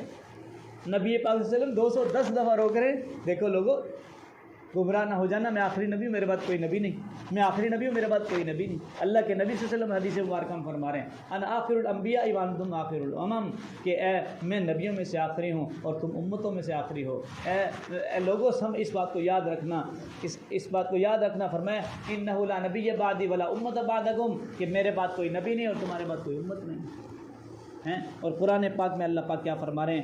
اللہ پاک قرآن پاک کی آیت ہے والذین یؤمنون بما انزل الیک وما انزل من قبلک وبالآخرۃ هم یوقنون۔ اس میں اللہ پاک 3 چیزوں کو بیان فرما رہے ہیں، یؤمنون بما انزل الیک، کہ جو اللہ کے نبی صلی اللہ علیہ وسلم پہ نازل ہو، یعنی قرآن پاک پہ ایمان لانا ہے۔ آگے کیا ہے؟ وما انزل من قبلک، اور جو آپ صلی اللہ علیہ وسلم سے پہلے نازل ہوئی، یعنی جو وحی آپ صلی اللہ علیہ وسلم پہ نازل ہوئی اور جو آپ صلی اللہ علیہ وسلم سے پہلے نازل ہوئی، ان دو وحیوں پہ ایمان لانا ہے۔ پورے قرآن میں انہیں دو وحیوں کا ذکر ہے۔ اس کے بعد فرمایا وبالآخرۃ ہم یوقنون، اور اس کے بعد آخرت پہ ایمان لانا ہے، یعنی دو وحیوں کا ذکر ہے، ایک وحی آپ صلی اللہ علیہ وسلم والی اور ایک آپ صلی اللہ علیہ وسلم سے پہلے والی، اس کے بعد کی کوئی وحی کا ذکر تذکرہ نہیں ہے۔ اس بات کو ہمیشہ کے لیے ذہن میں رکھیں کہ جب وحی نہیں ہوگی تو نبی بھی نہیں ہوگا۔ کیوں؟ کیونکہ نبی کا دنیا میں کوئی استاد نہیں ہوتا، نبی کو براہ راست اللہ تعالیٰ ہدایات دیتے ہیں، نبی کی تربیت اللہ تعالیٰ کرتے ہیں اور وحی کے ذریعے ہوتی ہے۔ اب جب وحی نہیں ہے تو اس کا مطلب نبی بھی نہیں آ سکتا۔ جی جی جی میں عرض کر رہا ہوں کہ والذین، ایک وحی تو وہ ہے جو نبی پاک صلی اللہ علیہ وسلم پہ نازل ہوئی، والذین یؤمنون بما انزل الیک، اے نبی پاک صلی اللہ علیہ وسلم جو آپ پہ نازل ہوئی، وما انزل من قبلک، جو آپ سے پہلے نازل ہوئی، جو پہلے نبی پاک صلی اللہ علیہ وسلم سے نبی آئے ہیں ان پہ وحی نازل ہوئی، اور پھر فرمایا بالآخرۃ ہم یوقنون، تو دو وحیوں کا ذکر ہے، آپ صلی اللہ علیہ وسلم والی وحی اور آپ صلی اللہ علیہ وسلم سے پہلے والی وحی۔ آپ صلی اللہ علیہ وسلم کے بعد کسی نبی نے نہیں آنا تھا تو وحی بھی نہیں ہے، تو اس سے ہمیں پتہ چلتا ہے کہ کوئی نبی نہیں آئے گا۔ اللہ پاک قرآن پاک میں فرما رہے ما کان محمد ابا احد من رجالکم ولکن رسول اللہ وخاتم النبیین وکان اللہ بکل شیء علیم۔ ہم نے کتنے بجے ختم کرنا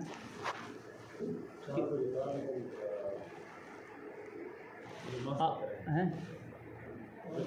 اچھا آپ 5:15 بجے آپ کتنی دیر تک بیٹھ سکتے ہیں؟ اگر آپ مجھے آدھا گھنٹہ اور دے دیں، 4:45 تک ختم کر لیں گے انشاءاللہ، ٹھیک ہے؟ پھر وضو وغیرہ کر لیں گے۔ آپ سب راضی ہیں نا اس بات میں؟ تھک تو نہیں جائیں گے؟ چلیں سوال ایسا کر لیں کہ اپنے لکھ لیں، کیونکہ ابھی ہمارے پاس وقت تھوڑا ہے اور سلائڈیں بہت ساری پڑی ہوئی ہیں، پھر سوال وہ میرے والے آدھے گھنٹے میں سے نہیں لینے آپ لوگوں نے، یہ بات ذہن میں رکھنی۔ وہ سوال آپ نے اپنے والے 15 منٹ جو بچیں گے ان میں سے لینے ہیں، یہ سوال یہ آدھا گھنٹہ میرے والا ہے، ٹھیک؟ اچھا جی، تو اللہ پاک قرآن پاک میں فرما رہے ہیں ما کان محمد ابا احد من رجالکم ولکن رسول اللہ وخاتم النبیین وکان اللہ بکل شیء علیما۔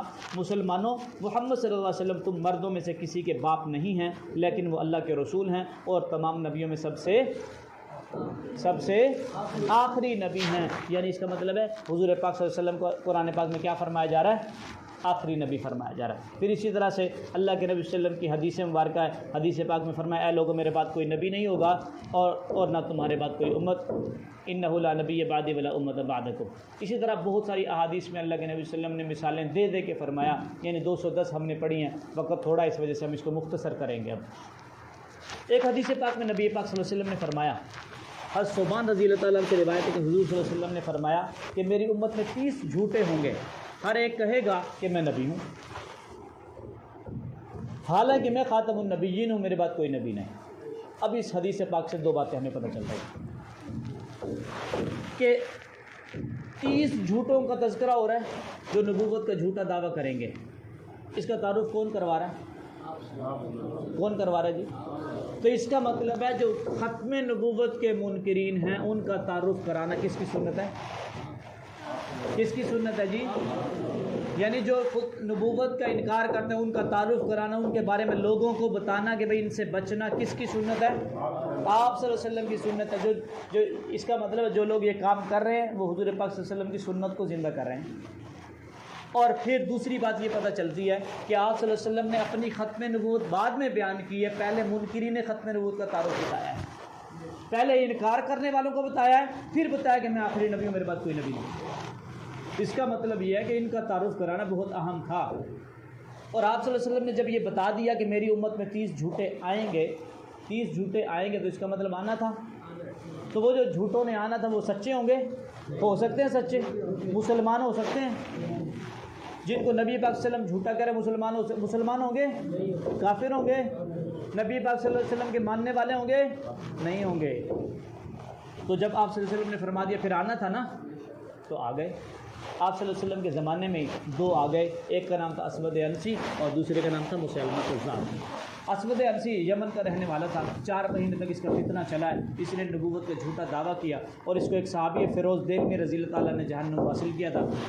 جب اس کا پتہ آپ صلی اللہ علیہ وسلم کو چلا تو آپ صلی اللہ علیہ وسلم نے پیغام دیا تھا صحابہ کو باقاعدہ کہ میرا کون سا صحابی ہے جو جا کے فیروز کو اسود عنسی کو قتل کر دے اور مجھ محمد صلی اللہ علیہ وسلم کے سینے کو ٹھنڈا کر دے. یعنی جو ختم نبوت کا منکر ہے اس کے بارے میں نبی پاک صلی اللہ علیہ وسلم کیا فرما رہے ہیں کہ یہ میرے سینے کو زخمی کرتا ہے, میرے سینے میں سمجھ لے آگ لگاتا ہے, اور جو اس کو قتل کر دے گا وہ میرے سینے کو ٹھنڈا کرے گا. پھر دوسرا شخص تھا مسیلمہ کذاب, اس نے نبوت کا دعویٰ کیا. یہ یمامہ کا رہنے والا تھا. تو یہ یمامہ ان کا ریاض ہے ایک جگہ, یہاں سے سعودی عرب میں, سعودی عرب کا کیپٹل ریاض, دارالحکومت ریاض ہے. ریاض سے تقریباً 96 یا 95 کلومیٹر کے فاصلے پہ میدان ہے یمامہ. وہاں کا یہ رہنے والا تھا مسیلمہ کذاب. اس نے نبوت کا جھوٹا دعویٰ کیا. اس نے کیا کیا کہ اس نے نبوت کا جھوٹا دعویٰ کیا اور ساتھ میں نبی پاک صلی اللہ علیہ وسلم کو خط لکھا, اور اس خط میں اس نے 3 مطالبے کیے, 3 باتیں کی. اس نے کہا, پہلا مطالبہ یہ کہا کہ مجھے نا اللہ تعالیٰ نے آپ کی نبوت میں شریک کر لیا, نعوذ باللہ. دوسری بات یہ کی کہ میں دیہاتوں کا نبی ہوں اور آپ صلی اللہ علیہ وسلم شہروں کے نبی ہیں. اور تیسری یہ بات کی کہ مجھے جو ہے نا وصیت کر دیں میرے نام آپ صلی اللہ علیہ وسلم کہ آپ صلی اللہ علیہ وسلم جب دنیا سے پردہ فرما جائیں گے تو پھر نبوت میری طرف منتقل ہو جائے گی, پھر میں نبی ہوں سب کا. جب آپ صلی اللہ علیہ وسلم کے پاس یہ خط پہنچا تو آپ صلی اللہ علیہ وسلم کا چہرہ مبارک غصے سے سرخ ہو گیا, اور پھر غالباً یہی بات فرمائی تھی کہ اگر قاصدوں کا قتل جائز ہوتا تو میں ان کو قتل کر دیتا جو لے کے آئے تھے.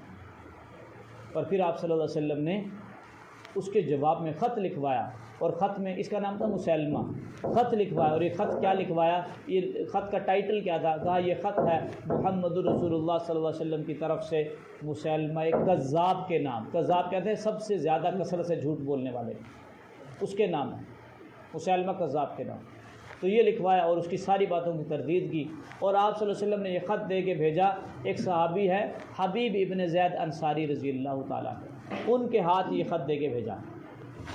حبیب ابن زید انصاری رضی اللہ تعالیٰ یہ خط لے کے جب پہنچے اس کے دربار میں, وہاں پہ دربار لگا ہوا تھا.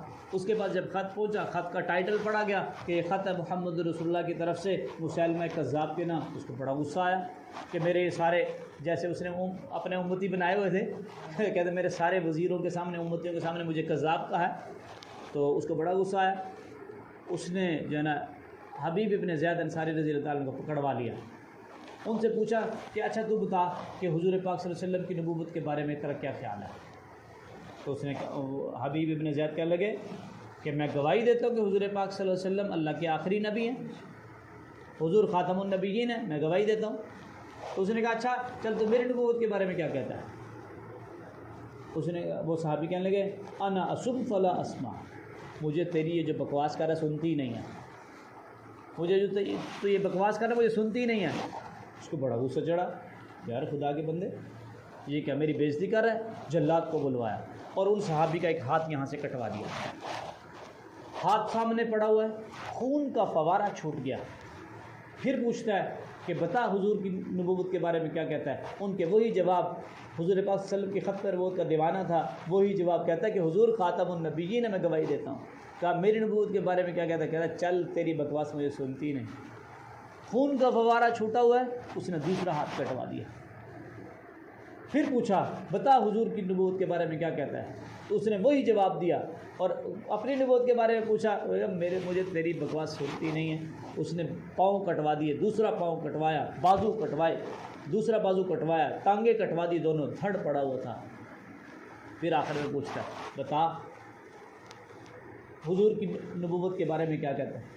کہتا میں گواہی دیتا ہوں, اور میں تو کیا زبان حال سے یوں کہتا ہوگا میرے جسم کا ایک ایک ٹکڑا گواہی دیتا ہے کہ حضور آخری نبی, حضور صلی اللہ علیہ وسلم آخری نبی, حضور پاک صلی اللہ علیہ وسلم اللہ پاک کے آخری نبی. کہا میری نبوت کا اقرار کر لے, تیرا علاج کرا. کہنے لگا چل چل تیری بکواس مجھے سنتی نہیں.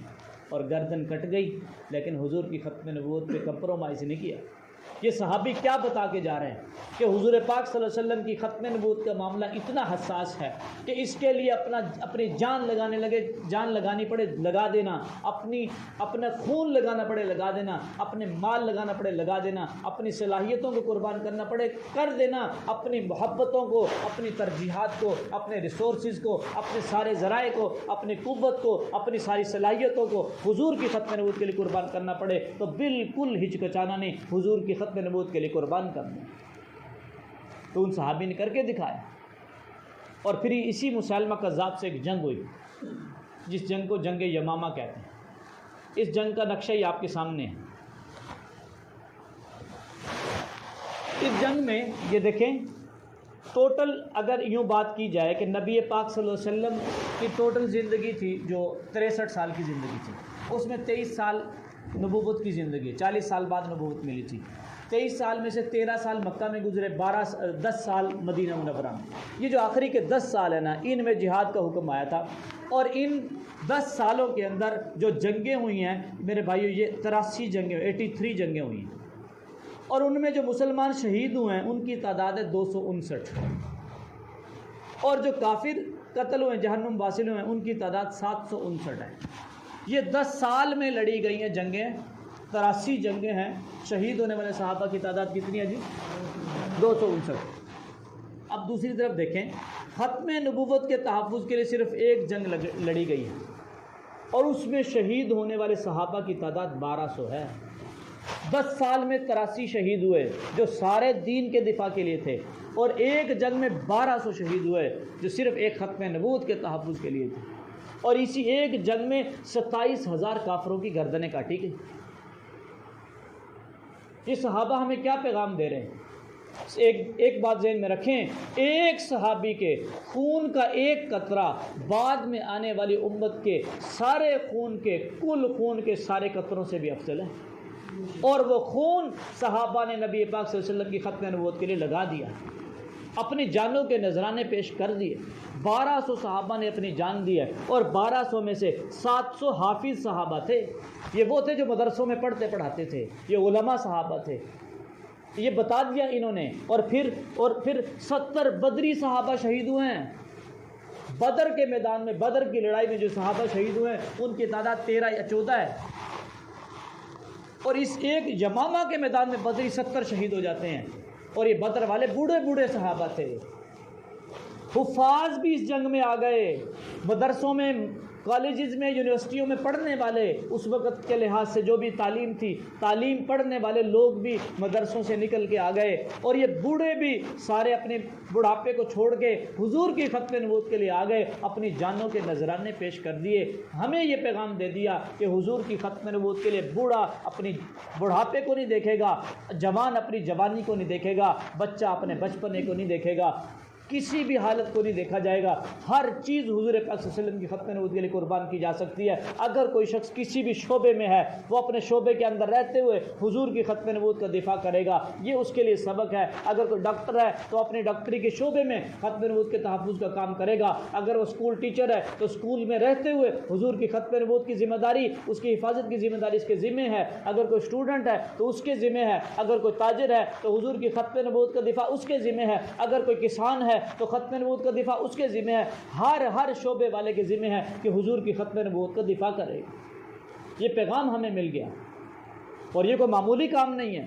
اللہ کے نبی صلی اللہ علیہ وسلم ایک دفعہ حضرت عائشہ رضی اللہ تعالیٰ عنہ کے پاس بیٹھے ہوئے تھے. رات کا وقت تھا، آسمان پہ بہت سارے تارے تھے. اللہ کے نبی صلی اللہ علیہ وسلم سے عائشہ رضی اللہ عنہ پوچھتی ہیں، اے اللہ کے نبی صلی اللہ علیہ وسلم، آپ کی امت میں کوئی خوش نصیب ایسا نوجوان بھی ہے کہ جس کے اتنی نیکیاں ہوں جتنے اس آسمان پہ تارے ہیں؟ تو اللہ کے نبی صلی اللہ علیہ وسلم نے فرمایا، ہاں عائشہ، ایک قریشی نوجوان ہے جس کی نیکیاں اتنی ہیں بلکہ اس سے بھی زیادہ ہیں جتنے آسمان پہ تارے ہیں. تو عائشہ رضی اللہ عنہ نے پوچھا، اے اللہ کے نبی صلی اللہ علیہ وسلم وہ کون ہیں؟ تو فرمایا عمر ہیں. کیا فرمایا؟ عمر ہیں.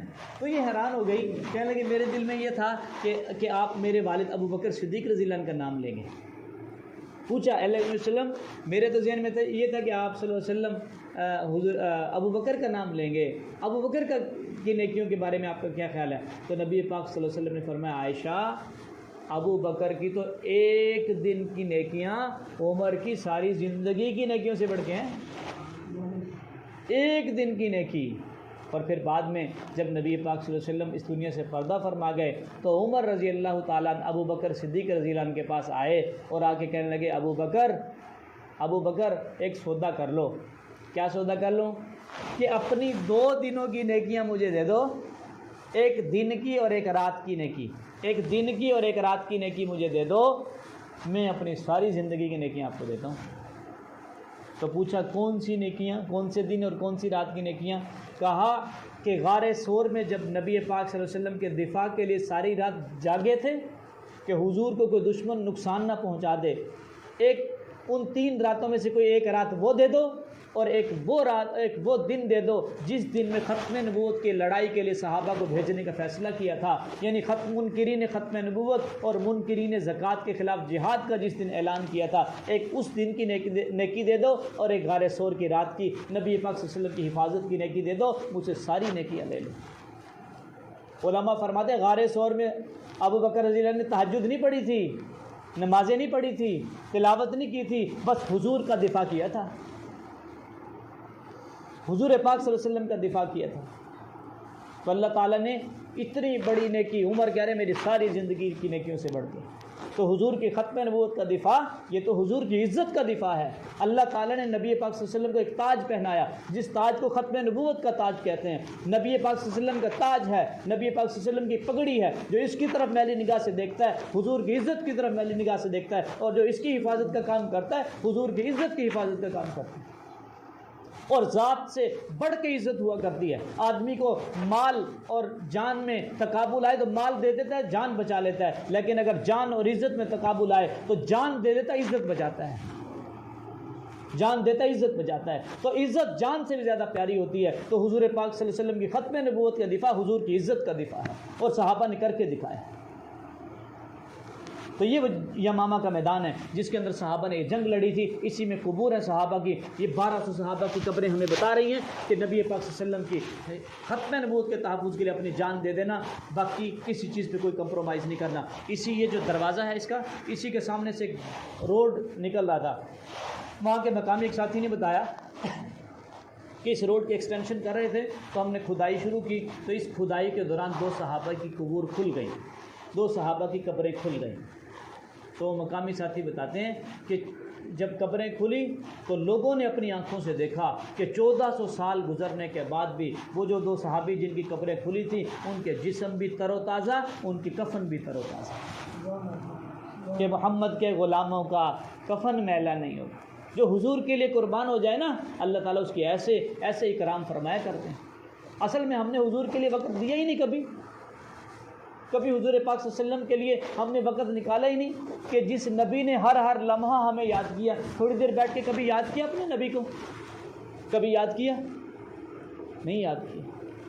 تو سوچنے والی بات ہے کہ اس نبی کو ہم کیا اس کے احسانات کا بدلہ دے سکتے ہیں، کیا اس کے سامنے کھڑے ہوں گے، کہ جس نبی نے وقت نہیں ہے، ہمارا سیشن رہ جائے گا، یا تو پھر اس کو کل پہ پوسٹ پون کر لیں آگے کا حصہ۔ میں بتاتا کہ نبی پاک صلی اللہ علیہ وسلم کی کیا قربانیاں ہمارے لیے۔ تو نبی پاک صلی اللہ علیہ وسلم کی ختم نبوت کا دفاع کرنے والے میدان میں آتے رہے۔ 1400 سال میں یہی معاملہ چلتا رہا، لوگ آتے رہے، نبوت کا جھوٹا دعویٰ کرتے، مسلمان ان کے مقابلے میں آتے، اپنی جانوں کے نذرانے پیش کرتے اور ان کے قلعے کمے کرتے رہے۔ پھر 1300 سال کے بعد ایک معاملہ ہوا۔ برے صغیر پاک و ہند میں ایک شخص انگریز آ گئے۔ 1707 سے ان کی باقاعدہ حکومت بننا شروع ہوئی تھی، اور 1857 تقریباً 1.5 صدی لگی ہے ان کی حکومت پورے برے صغیر کو ہو گئی۔ 1857 کے بعد انہوں نے دیکھا کہ پچھلی 1.5 صدی میں جو ہمارے ساتھ مسئلہ آ رہا ہے نا، وہ مسلمانوں کی طرف سے آ رہا ہے۔ ہندو بھی ہمارے خلاف اتنا پاورفل نہیں ہے، یا اتنا زیادہ نہیں لڑتا، سکھ بھی نہیں لڑتا، اور کوئی قوم نہیں لڑتی، لڑتا تو مسلمان لڑتا۔ تو انہوں نے کیا کیا، انہوں نے ایک شخص اس وقت کا وائسرائے تھا، اس کے ذمہ یہ اسائنمنٹ لگائی، اسے کہا کہ بھائی اس بات کا پتہ چلاؤ کہ یہ جو مسلمان ہے نا، یہ کیوں سکون سے نہیں بیٹھتا، یہ کیوں ہمارے خلاف بغاوت کرتا ہے۔ انگریز کہہ رہے ہیں، اور یہ اگر اسی طرح رہا تو یہ ہمیں حکومت نہیں کرنے دے گا، مسلمان نہیں ہمیں حکومت کرنے دیتے، اس کا علاج ڈھونڈو، یہ مسئلہ ڈھونڈو، کیا مسئلہ ہے اس کے ساتھ۔ تو اس وقت کا وائسرائے تھا لارڈ میو، جو برے صغیر کا بڑا تھا ان کی طرف سے، اس کو یہ اسائنمنٹ دی۔ اس نے کیا کیا کہ بنگلہ دیش میں اس وقت بنگال کہلاتا تھا، بنگال سول سروسز کا ایک ہیڈ تھا لارڈ ولیم ولسن ہنٹر، اس کو یہ اسائنمنٹ دی کہ آپ یہ پتہ چلائیں اور یعنی مسلمانوں میں ریسرچ کریں جا کے کہ وہ کون سی چیز ہے جو ان کو سکون سے نہیں بیٹھنے دیتی۔ تو اس نے اپنی رپورٹ پیش کی، جس رپورٹ کو ہنٹر رپورٹ کہتے ہیں۔ اس رپورٹ میں آخر میں اس نے یہی کہا کہ مسلمانوں میں ایک نظریہ جہاد کا نظریہ، یہ جہاد ہی وہ نظریہ ہے جو ان کے شدید جوش، تعصب اور تشدد اور قربانی کی خواہش کی بنیاد ہے۔ یعنی اس نے یہ مسئلہ بتایا کہ جہاد وہ نظریہ ہے جس کی وجہ سے مسلمان سکون سے نہیں بیٹھتے، اس نے مسئلہ بتا دیا، پیچھے ہو گیا۔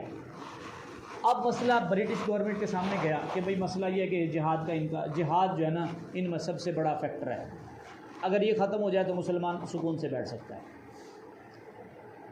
پھر انہوں نے کیا کیا، انہوں نے پھر ایک وفد بھیجا، اس میں اپنے بڑے بڑے پادری، بڑے بڑے ذہین قسم کے لوگ، ٹیکنوکریٹس، بیوروکریٹس، یہ ساری اسٹیبلشمنٹ کے لوگ، بڑے بڑے آفیسرز کو بھیجا۔ ایک پورا وفد آیا، اس نے تقریباً 4 سے 5 سال برِ صغیر میں رہے اور یہاں کا دورہ کیا، یہاں مسلمانوں کے حالات کو پڑھا، اور اس حالات کے بعد انہوں نے ایک رپورٹ پیش کی جس کو ہم کہتے ہیں برطانوی وفد کی رپورٹ۔ اس رپورٹ میں انہوں نے ایک لفظ استعمال کیا کہ اس کا حل یہ ہے، میں اس کا خلاصہ بتا دیں کیونکہ لمبی ہو جائے گی بات۔ اس کا حل یہ ہے کہ مسلمانوں کے اندر یہ مسئلہ ہے کہ مسلمان اپنے مذہبی پیشواؤں سے بہت زیادہ محبت کرتے ہیں، یہ اپنے نبی پاک صلی اللہ علیہ وسلم سے ایسی محبت کرتے ہیں کہ کسی شخصیت کو ان سے اوپر سمجھتے نہیں۔ ایک ان پڑھ آدمی ہے نا، دیہات کا رہنے والا ہے، اس کے سامنے کوئی شخص آ جائے اور آ کے یوں کہے کہ ساری دنیا کے سائنسدان، ساری دنیا کے انجینئر، ساری دنیا کے ڈاکٹر تو ایک بات کرتے ہیں، آپ کے نبی نے دوسری بات کی، بتاؤ کس کی سچی؟ کہتا ہے ساری دنیا کے ڈاکٹر بھی جھوٹے، انجینئر بھی جھوٹے، ساری دنیا کے پڑھے لکھے جھوٹے ہو سکتے ہیں، میرے نبی کی بات سچی ہے۔ وہ کہتے ہیں یہ جو کمٹمنٹ ہے نا ان کی نبی پاک صلی اللہ علیہ وسلم کے ساتھ، یہ کمٹمنٹ ختم ہونی چاہیے، یہ محبت ختم ہونی چاہیے، یہ عشق ختم ہونا چاہیے۔ تو اس کا طریقہ یہ ہے کہ ایک درمیان میں ذلی نبی لے آؤ۔ یہاں ایک لفظ استعمال ہوتا ہے اپوسٹولک پروفٹ، یہ یہاں پہ اپوسٹولک پروفٹ، جس کو یہ یہاں لفظ لکھو ذلی نبی کا، کہ کوئی ذلی نبی ڈھونڈو، انہی میں سے کسی ایسے شخص کو انتخاب کرو کہ جو نبوت کا جھوٹا دعویٰ کر دے۔ وہ ایسا شخص ہوگا جس سے ہمیں 3 فائدے ہوں گے۔ وہ نبوت کا دعویٰ کرے گا، لوگ اس کو مانیں گے، اس سے ہم جہاد کا انکار کروائیں گے، جو اس کو مانے گا جہاد کا انکار کرے گا۔ نمبر 1 فائدہ، نمبر 1۔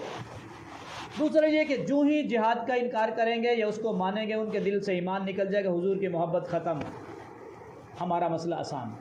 تیسرا مسئلہ یہ ہوگا کہ سارے مسلمان جو ہماری طرف ہی بڑھ رہے ہیں، ہم سے لڑنے کو آتے ہیں، ہم سے لڑتے ہیں، وہ اپنی کچھ قوت اس کو کچلنے میں لگائیں گے، ہمارا رستہ پھر ختم۔ یعنی کچھ تو تقسیم کر دیے اس کو ماننے والے، اور کچھ اس کے سرکوبی کے لیے، اور کچھ جو ہے نا باقی بچیں گے، ان سے ہم خود نمٹ لیں گے۔ تو اس کے لیے جس شخص کا انتخاب کیا، اس شخص کا نام تھا مرزا غلام احمد قادیانی۔ یہ 1868 سے لے کے 1864 سے 68 تک، 1864 سے 1868 تک وہاں سیالکوٹ کچہری میں منشی تھا، وہیں اس کا انٹرویو ہوا۔ انٹرویو کرنے کے بعد اس کو انتخاب کر لیا گیا اور اس نے نوکری چھوڑی وہاں سے اور اپنے گھر قادیان آ گیا۔ وہاں جا کے جس کو جو کام بتائے گئے وہ کام کرنا شروع کر دیے۔ گھر والوں نے اس سے پوچھا مرزا غلام احمد قادیانی سے، یہ قادیان کا رہنے والا تھا، 1908 میں یہ لاہور میں اپنے پیشاب میں گر کے مر گیا تھا۔ تو جب یہ گھر آیا سیالکوٹ کچہری سے، تو اس سے پوچھا گیا کہ تو نے نوکری کیوں چھوڑ دی؟ اس نے کہا میرے روزگار کا انتظام ہو گیا۔ اور پھر اس کو سینڈر کے ایڈریس کے بغیر، یعنی بھیجنے والے کا ایڈریس نہیں ہوتا تھا، تو وہ منی آرڈر آنا شروع ہو گئے، اس کو پیسے ملنا شروع ہو گئے اور اس نے کام شروع کر دیا۔ پھر کتابیں لکھنے شروع کی۔ 1879 میں 1879 میں اس نے پہلی کتاب براہین احمدیہ کے نام سے لکھنا شروع کی، اس میں مختلف دعوے کرنے شروع کر دیے۔ اس نے مین 3 دعوے کیے ہیں۔ ایک، ویسے تو اس نے 46 کے قریب دعوے کیے، ایسے عجیب عجیب دعوے، اتنا مخبوط الحواس قسم کا آدمی تھا، عورت ہونے کا دعویٰ کرتا ہے، مرد ہونے کا دعویٰ، یہ ابھی آگے آئے گا بھی سے، عجیب عجیب قسم کے اس نے دعوے کیے ہیں۔ تو مین 3 دعوے ہیں جو اس نے کیے۔ ایک مسیح ابن مریم ہونے کا دعویٰ کیا 1891 میں، ایک مہدی ہونے کا دعویٰ کیا 1894 میں، اور ایک مستقل نبی ہونے کا دعویٰ کیا 1901 میں، اور 1908 میں یہ مر گیا۔ اس کے ماننے والوں کو، مرزا غلام احمد قادیانی کے ماننے والوں کو مرزائی قادیانی کہتے ہیں۔ یہاں تک بات سب کو سمجھ آ گئی۔ اب وہ قادیانی مسلمان ہوتے ہیں یا کافر ہوتے ہیں؟ قادیانی مسلمان ہیں یا کافر ہیں؟ جی کافر ہیں۔ قادیانی عام مسلمانوں سے پھر یہ سوال پوچھتے ہیں، کیا سوال پوچھتے ہیں؟ سوال دہرا لیں جی، کیا لکھا ہو جائے؟ ہاں جی، قادیانی پوچھتے ہیں کہ ہمیں کافر کیوں کہا جاتا ہے؟ آپ نے کبھی قادیانی دیکھا ادھر؟ کہاں پہ؟ گارڈن ٹاؤن میں قادیانی ہے۔ تو یہ قادیانی پوچھتے ہیں عام مسلمانوں سے کہ بھئی دیکھو مسلمانوں، ہم بھی یہ نماز بھی ہماری طرح پڑھتے ہیں، روزے بھی ہماری طرح رکھتے ہیں، عبادت نفلیں بھی ہماری طرح پڑھتے ہیں، قرآن پاک بھی ہماری طرح پڑھتے ہیں۔ کچھ قادیانی تو مسلمانوں کو دکھانے کے لیے حج عمرے کے لیے بھی چلے جاتے ہیں، اس کے علاوہ اور بھی ساری عبادت ہماری طرح کرتے ہیں۔ تو اور پھر ہم سے پوچھتے ہیں کہ مسلمانوں بتاؤ، وہی نماز ہم پڑھیں تو کافر ہیں اور وہی نماز تم پڑھو تو مسلمان، وہی قرآن ہم پڑھیں تو کافر ہیں اور وہی قرآن تم پڑھو تو مسلمان، اور بلکہ وہ تو یہ کہتے ہیں کہ ہم کلمہ کون سا پڑھتے ہیں جی قادیانی؟ کسی نے سنا ہے قادیانی کا کلمہ؟ جی ہمارے سامنے وہ لا الہ الا اللہ محمد رسول اللہ کلمہ پڑھتے ہیں، کہتے ہیں کہ ہم وہی کلمہ پڑھیں تو کافر ہیں اور تم وہی کلمہ پڑھو تو مسلمان۔ بتاؤ ہم کافر کیسے؟ تو ہم اس کو کیا جواب دیں گے؟ جی آپ کے سامنے قادیانی آ گیا، وہ کہتا ہے کہ ابھی تم نے کافر کہا ہے، ابھی میں نے پوچھا تھا نا جی، میں تو گواہ ہوں نا، یہ آپ نے سب نے کہا ہے کہ کافر ہیں قادیانی، اور کافر ہیں بھی صحیح کافر، تو وہ پوچھتا ہے کہ مجھے کافر کیوں کہتے ہو؟ آپ صلی اللہ علیہ وسلم کی ذات کو نہیں مانتے، منہ سے کہہ دیتے ہیں، دل سے نہیں کہتے ہیں۔ اچھا اگر میں سوال پوچھ سکتا ہوں، اگر وہ کہ میں نبی کو مانتا ہوں، پھر نبی کو بھی مانے اور کسی اور کو بھی مانے، نبی کو بھی ہاں کسی اور کو نہ مانے؟ دیکھیں جی ہم ان کو پہلا جواب تو یہ دیں گے، اس کو ان کو 3 جواب دیں گے، اس کے یاد رکھ لیں گے سارے حضرات، 3 جواب ان کو دیں گے۔ وہ کہتے ہیں کہ ہم نماز پڑھتے ہیں، روزہ رکھتے ہیں، حج کرتے ہیں، زکوٰۃ دیتے ہیں، سارے اعمال کرتے ہیں، تو ہم کافر کیوں؟ ہم قادیانی کو کہیں گے کہ تم کافر اس وجہ سے ہو کہ ہمارا تمہارا اختلاف اعمال کا نہیں، ہمارا تمہارا اختلاف عقیدے کا ہے، اور ہم نے شروع میں یہ بات کی تھی کہ عقیدہ جب تک درست نہیں ہوگا اعمال قبول نہیں ہو سکتے۔ تو ایمان اور مسلمان ہونے کے لیے عقیدہ صحیح ہونا ضروری ہے، اگر عقیدہ صحیح نہیں تو مسلمان نہیں ہو سکتا بلکہ کافر ہے۔ جب ہم یہ بات کرتے ہیں تو قادیانی کہتے ہیں کہ چلو بہت سارے عقیدے تو ہمارے تمہارے جیسے ہیں، صرف ایک زیادہ سے زیادہ کس عقیدے میں اختلاف ہوگا جی ہمارا قادیانی کے ساتھ؟ کس عقیدے میں اختلاف ہے؟ ختم نبوت کے عقیدے میں۔ کس عقیدے میں جی؟ ختم نبوت کے عقیدے میں۔ ہاں جی صحیح کہہ رہا ہوں۔ ہم یہی عام مسلمان سے اگر پوچھا جائے تو یہی کہتے ہیں کہ ہمارا اور قادیانیوں کا اختلاف ختم نبوت کے عقیدے میں ہے۔ میرا خیال تھک گئے ہیں، تھک گئے؟ جو تھک گئے ہاتھ کھڑا کریں چاہیے۔ کوئی بھی نہیں؟ میں ہی تھا۔ اچھا تو بات یہ ہو رہی تھی کہ 3 جواب دیتے ہیں۔ پہلا تو یہ کہ دیکھو ہمارا تمہارا اختلاف اعمال کا نہیں بلکہ عقیدے کا ہے۔ پھر وہ کہتے ہیں کہ عقیدہ زیادہ سے زیادہ عقیدہ ختم نبوت کا ان کا اختلاف ہوگا، یہی ہے نا بھائی اختلاف۔ اور اگر کسی قادیانی کے سامنے کہیں کہ تم عقیدہ ختم نبوت کو نہیں مانتے، تو وہ یہ کہتے ہیں کہ ہم عقیدہ ختم نبوت کو مانتے ہیں۔ ایک یونیورسٹی کانسرٹ یونیورسٹی لاہور میں اس کا کیمپس ہے، وہاں پہ ایک معاملہ ایسے ہی ہوا۔ 2 کلاس فیلو تھے، ایک لڑکا تھا ایک لڑکی تھی، لڑکا قادیانی تھا، لڑکی مسلمان تھی، ان کی آپس میں دوستی ہو گئی۔ قادیانی لڑکے نے مسلمان لڑکی کو دعوت دی، وہ قادیانی ہونے جا رہی تھی، تو ہمارے مسلمان بھائیوں کو پتہ چلی جو ختم نبوت کا کام کرتے ہیں، تو انہوں نے، ہماری بہنیں بھی کچھ ختم نبوت کا کام کرتی ہیں، ان کو کہا کہ جا کے اس بچی سے ملو اور اس کو دعوت دو، اس کو بتاؤ۔ تو ہماری بہنیں ملی ہیں جا کے اور اسے بتایا کہ دیکھو بھی یہ قادیانی ہے اور یہ قادیانی ختم نبوت کے عقیدے کو نہیں مانتے۔ اس نے کہا کہ ٹھیک ہے، اگر یہ ختم نبوت کے عقیدے کو نہیں مانتا تو میں اس کو چھوڑ دوں گی، اس سے بات چیت نہیں کروں گی اور اس کے مذہب پہ نہیں جاؤں گی، لیکن اگر یہ ختم نبوت کے عقیدے کو مانتا ہے پھر تو میں اس کو نہیں چھوڑ سکتی۔ اس نے کہا ٹھیک ہے۔ اب یہ گئی ہیں، اس سے جا کے پوچھا تو ختم نبوت کے عقیدے کو مانتا ہے؟ اس نے کہا کہ تم مانتی ہو؟ اس نے کہا میں تو مسلمان ہوں، مانتی ہوں۔ کہا کہ اچھا جاؤ قرآن پاک لے کے آؤ۔ قرآن پاک لے کے آئی، اس نے قرآن پاک پہ ہاتھ رکھا اور کہا کہ میں عقیدہ ختم نبوت کو 70 دفعہ مانتا ہوں۔ اب یہ کافر ہوگا قادیانی؟ میں نے یہی کہا تھا نا کہ میں نے شروع میں ایک بات کی تھی کہ فتنے جو ہے نا ری فریمنگ کا کنسیپٹ استعمال کرتے ہیں، اور لفظ تو وہی استعمال کریں گے، معنی کچھ اور لے لیں گے۔ اس نے اس بچی کو کہا کہ میں 70 دفعہ ختم نبوت کے عقیدے کو ماننے کے لیے تیار ہوں۔ ہماری بہنوں نے جب اس سے رابطہ کیا، کہتے تم جھوٹ بولتی ہو، وہ تو کہتا ہے میں ختم نبوت کے عقیدے کو مانتا ہوں۔ اب اس کو تفصیلات کا نہیں پتہ تھا، اس کو ختم نبوت کا تو پتہ تھا، ختم نبوت کے عقیدے کی تفصیلات کا نہیں پتہ تھا۔ قادیانی مرزائی، ہم ختم نبوت کا عقیدہ کسے کہتے ہیں؟ تعریف کریں ختم نبوت کے عقیدے کی۔ جی بیٹا، ختم نبوت کا عقیدہ کسے کہتے ہیں؟ حضور پاک صلی اللہ علیہ وسلم اللہ پاک کے آخری نبی ہیں، اور آپ صلی اللہ علیہ وسلم کے بعد کوئی نیا نبی نہیں آئے گا، یہ تعریف کر دیں۔ میری بات سمجھ آ رہی؟ یا یوں تعریف کر لیں اور بھی آسان ہو جائے گی کہ نبوت آدم علیہ السلام سے شروع ہوئی اور حضور پاک صلی اللہ علیہ وسلم پہ ختم ہو گئی، حضور پاک صلی اللہ علیہ وسلم کے بعد کوئی نبی نہیں آئے گا، کوئی نبی پیدا نہیں ہوگا، یہی تعریف کرتے ہیں نا۔ قادیانی ختم نبوت کا کیا معنی لیتے ہیں؟ قادیانیوں کی کتابوں میں یہ بات لکھی ہے کہ حضور کہ نبوت حضرت آدم علیہ السلام سے شروع ہوئی اور مرزا غلام احمد قادیانی پہ ختم ہوگی، عقیدہ ختم نبوت ہے۔ اب اس بچی کو کون سمجھائے گا جو اس قادیانی کے چنگل میں پھنس گئی؟ اس کو کون سمجھائے گا؟ وہ مسلمانوں کے گھروں میں رہی ہوگی 15 16 سال 20 سال 25 سال، وہ مسلمان کے گھر میں رہی ہے، اس کو ختم نبوت کی تفصیلات کا نہیں پتہ تھا، اور منکرین ختم نبوت کس طرح سے دھوکہ دیتے ہیں ان کے دھوکے کا نہیں پتہ تھا۔ تو اس دھوکے سے بچانے کے لیے سیشن کروا رہے ہیں۔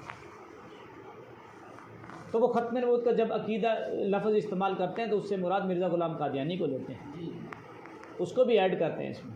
اور تیسرا جواب ہم قادیانی کو دیکھیں، قادیانیوں ہمارا تمہارا اختلاف صرف ختم نبوت کے عقیدے میں نہیں ہے، بلکہ دین اسلام کے ہر بنیادی عقیدے میں ہمارا اور قادیانیوں کا اختلاف ہے۔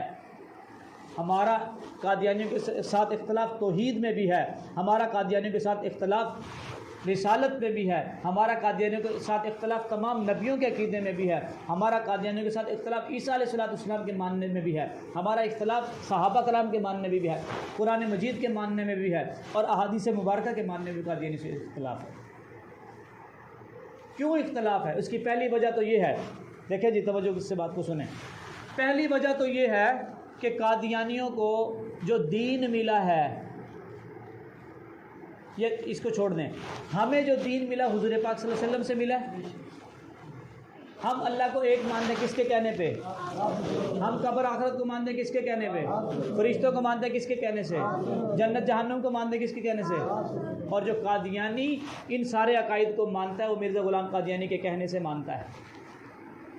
تو سورس کا اختلاف ہو گیا، نبوت بدل گئی تو مذہب بھی بدل گیا، وہ مسلمان نہیں ہو سکتا۔ ہم اس وجہ سے قادیانی کو کافر کہتے ہیں کہ تمہارا سورس ہی مختلف ہے، تم اس نبی کو ہی نہیں مان رہے، تمہیں جو دین ملا اور جو دین کی تشریحات ملی وہ مرزا قادیانی سے ملی ہے۔ تو اس وجہ سے ہم تمہیں کہتے ہیں کہ تم کافر ہو، کہ ہمارا تمہارا ہر بنیادی عقیدے میں اختلاف ہے، کیونکہ ہمیں عقیدہ نبی سے ملا اور انہیں عقیدہ مرزا غلام قادیانی سے ملا۔ اور پھر اس کے علاوہ جو عقائد ہیں، یہ مرزا غلام قادیانی جس نے نبوت کا جھوٹا دعویٰ کیا، یہ اتنا بڑا گستاخ تھا، اس نے اللہ تعالیٰ کی بھی توہین کی، رسول اللہ صلی اللہ علیہ وسلم کی بھی توہین کرتا ہے، صحابہ کی بھی توہین کرتا ہے، اہل بیت کی بھی توہین کرتا ہے، قرآن پاک کی بھی توہین کرتا ہے، اور احادیث مبارکہ کی بھی توہین کرتا ہے۔ اللہ تعالیٰ کے بارے میں ہمارا کیا عقیدہ ہے؟ اللہ تعالیٰ وحدہ لا شریک ہے، اس کا کوئی شریک نہیں ہے، صفات میں بھی، عبادات میں بھی، ذات میں بھی کوئی شریک نہیں ہے، لیکن یہ کیا بکواس کرتا ہے؟ مرزا غلام قادیانی کی کتاب تذکرہ صفحہ نمبر 152 پہ لکھتا ہے، رأیتنی فی المنام عین اللہ وتیقنت اننی ہوا، نیچے ترجمہ لکھتا ہے، میں نے اپنے ایک کشف میں دیکھا کہ میں خود خدا ہوں اور یقین کیا کہ وہی ہوں۔ یہ مرزا غلام قادیانی لکھ رہا ہے، جس کو قادیانی نبی مانتے ہیں۔ ایسا شخص مسلمان ہو سکتا ہے جو اب عبارت لکھے؟ ایسا شخص مسلمان ہو سکتا ہے؟ اس کا ماننے والا مسلمان ہو سکتا ہے؟ نہیں ہو سکتا۔ یہ عبارت تو آپ حضرات خود پڑھ لیں، دنیا میں گندے دیکھے ہیں، اس سے گندا کوئی نہیں دیکھا جتنا مرزا غلام قادیانی تھا۔ اس کی عبارت کو پڑھیں، یہ بچوں کے سامنے تو مناسب نہیں پڑھنا، آپ خود پڑھ لیں۔ یعنی یہ کہتا ہے کہ میرا اور اللہ تعالیٰ کا تعلق ایسا ہو جیسا میاں بیوی کا ہوتا ہے۔ ایسے لعنتی آدمی کو نبی ماننا یا ماننے والا مسلمان ہو سکتا ہے؟ نہیں ہو سکتا۔ پھر رسول اللہ صلی اللہ علیہ وسلم کے بارے میں ہم قرآن پاک پڑھیں اور قرآن پاک کی آیت پڑھیں، محمد رسول اللہ والذین معہ، اس سے مراد ہم کس نبی کو لیتے ہیں؟ آپ صلی اللہ علیہ وسلم کو۔ اور مرزا غلام قادیانی اپنی کتاب روحانی خزائن میں کیا لکھتا ہے؟ اس وحی الہی میں میرا نام محمد رکھا گیا رسول اللہ۔ یعنی جب قادیانی قرآن پاک پڑھ رہا ہے یا کلمہ پڑھ رہا ہے تو محمد رسول اللہ سے مراد مرزا غلام قادیانی کو لے رہا ہے، اور ہم جب کلمہ پڑھ رہے ہیں تو اس کلمے سے مراد کس کو لے رہے ہیں؟ آپ صلی اللہ علیہ وسلم کو۔ تو ایسا شخص مسلمان ہو سکتا ہے بھائی؟ تو یہ کلمہ پڑھ کے بھی کافر ہوں گے۔ دیکھیں کلمہ ایک عام طور پہ سوال یہ چلتا ہے کہ کیا کلمہ گو کو کافر کہا جا سکتا ہے؟ جی نہیں کہا جا سکتا۔ اچھا، ایک کلمہ گو ہے جو کہتا ہے میں کلمہ تو پڑھتا ہوں لیکن کہتا ہے میں قرآن پاک کو نہیں مانتا، مسلمان ہوگا؟ ایک آدمی کلمہ پڑھتا ہے، کہتا ہے میں جو ہے نا اللہ تعالیٰ کو نہیں مانتا، میں قرآن پاک کی ایک آیت کو نہیں مانتا، مسلمان ہوگا؟ یار اتنے سخت تو نہ بنو۔ اچھا وہ کہتا ہے میں آدھی آیت کو نہیں مانتا، ہم کہیں گے تو ایک نقطے کو بھی ماننا پڑے گا، اگر تو ایک نقطے کا بھی انکار کرے گا تو کافر ہو جائے گا، ایک نقطے کا بھی انکار کرے گا کافر ہو جائے گا، چاہے تو کلمہ بھی پڑھتا رہا پھر بھی کافر ہوگا۔ تو کلمہ کو کافر ہو سکتا ہے اگر ایمان کی تعریف میں نے آپ کے سامنے یہ بتائی تھی کہ اس کے سارے عقیدے درست ہونا ضروری ہے، اور کفر کے لیے کسی ایک کا بھی انکار کر دے گا کافر ہو جائے گا۔ یہ بات تو یہ عام طور پہ یہ شکوک و شبہات ڈالتے ہیں کافر لوگ۔ تو محمد رسول اللہ سے مراد میں آپ کس کو لیتے ہیں بھائی؟ ہم کسے لیتے ہیں؟ آپ صلی اللہ علیہ وسلم کو۔ اور مرزا اور قادیانی مرزائی کس کو لیتے ہیں؟ مرزا غلام قادیانی دجال کو۔ اور یہ عام بات بھی نہیں، اور پھر نبوت کا دعویٰ ایسا بھی نہیں، یہ بلکہ اپنی نبوت کو مرزا غلام قادیانی نبی پاک صلی اللہ علیہ وسلم سے بڑھ کے شان والا نبی کہتا تھا۔ اس کا ایک مرید تھا جس کا نام تھا ظہور الدین اکمل، گولے کی ایک علاقہ ہے گجرات کا، وہاں کا رہنے والا۔ اس نے نظم لکھی، کہتا ہے محمد پھر اتر آئے ہیں ہم میں، محمد پھر اتر آیا ہے۔ کیا مطلب ہے؟ دوبارہ آ گئے ہیں، یعنی مرزا غلام قادیانی دوبارہ محمد رسول اللہ بن کے آ گئے، نعوذ باللہ۔ اور پھر کیا کہتا ہے؟ اور آگے سے بڑھ کر ہیں اپنی شان میں، یعنی نعوذ باللہ یہ جو مرزا غلام قادیانی حضور پاک صلی اللہ علیہ وسلم سے بڑھ کے شان میں، کیا ایسے شخص مسلمان ہو سکتا ہے؟ اور پھر آگے شعر میں کیا کہتا ہے؟ محمد دیکھنے ہوں جس نے اکمل، غلام احمد کو دیکھے قادیانی۔ اب ایسا شخص مسلمان ہو سکتا ہے؟ اس کے ماننے والے نہیں مسلمان ہو سکتے۔ انبیاء علیہ السلام کے بارے میں بھی اس نے بکواس کیا۔ عیسیٰ علیہ السلام کے بارے میں آپ کو آخری بات بتاتا ہوں۔ عیسیٰ علیہ السلام کے بارے میں کیا بکواس کہتا ہے کہ آپ کے ہاتھ میں سوائے مکر اور فریب کے اور کچھ نہیں تھا، یعنی عیسیٰ علیہ السلام کے ہاتھ سے جو معجزے ہوتے تھے ان کا انکار کرتے ہوئے کہتا ہے کہ وہ مکر و فریب کے علاوہ کچھ بھی نہیں تھا، نعوذ باللہ۔ اور جو کسی نبی کے معجزے کا انکار کرے وہ مسلمان نہیں ہو سکتا، کافر ہوتا ہے۔ اور پھر عیسیٰ علیہ السلام کے والد کا کیا نام تھا بیٹا؟ کوئی بتائے گا؟ عیسیٰ علیہ السلام کے والد کا والد نہیں تھے عیسیٰ علیہ السلام کے، بغیر باپ کے پیدا ہوئے تھے۔ اور یہ یہاں پہ کیا لکھتا ہے؟ آپ کا خاندان نہایت مطہر اور پاک ہے، یہ طنزاً کہہ رہا ہے۔ 3 دادیاں اور نانیاں، دادیاں کس کی ہوتی ہیں؟ جس کا باپ ہو۔ اس خبیث نے اپنی ایک کتاب میں لکھا ہے، ایک کتاب میں لکھتا ہے کہ مریم صدیقہ جو عیسیٰ علیہ السلام کی والدہ تھیں، ان کے ایک یوسف نجار نامی شخص کے ساتھ غلط تعلقات تھے جسے عیسیٰ علیہ السلام پیدا ہوئے۔ اب ایسا شخص جو انبیاء کی ایسی گستاخی کرے مسلمان ہو سکتا ہے؟ تو پھر کیا کہتا ہے؟ 3 دادیاں اور نانیاں آپ کی زناکار اور کسبی عورتیں تھیں، کہ عیسیٰ علیہ السلام کے بارے میں لکھا۔ اور پھر کیا کہہ رہا ہے کہ یہاں سے یہ آگے انتہائی گند بک رہا ہے، یہ بکواس بس صرف جو ہے نا سلائیڈ اس لیے بنائی ہوتی ہے، اس سے بھی زیادہ گند اس نے بکا ہے۔ یہ ہم نے کچھ ڈھونڈ کے نکالا ہے، باقی اس کے علاوہ جو گند اس نے بکا ہے خدا کی پناہ آدمی پڑھ نہیں سکتا۔ کانوں کو ہاتھ لگا جو اس نے بکواسات کی۔ اس کی وجہ کیا تھی؟ اس کی وجہ میں آپ لوگوں کو بتا دیتا، لیکن وقت تھوڑا ہے۔ وجہ چلے مختصر کرتا ہوں۔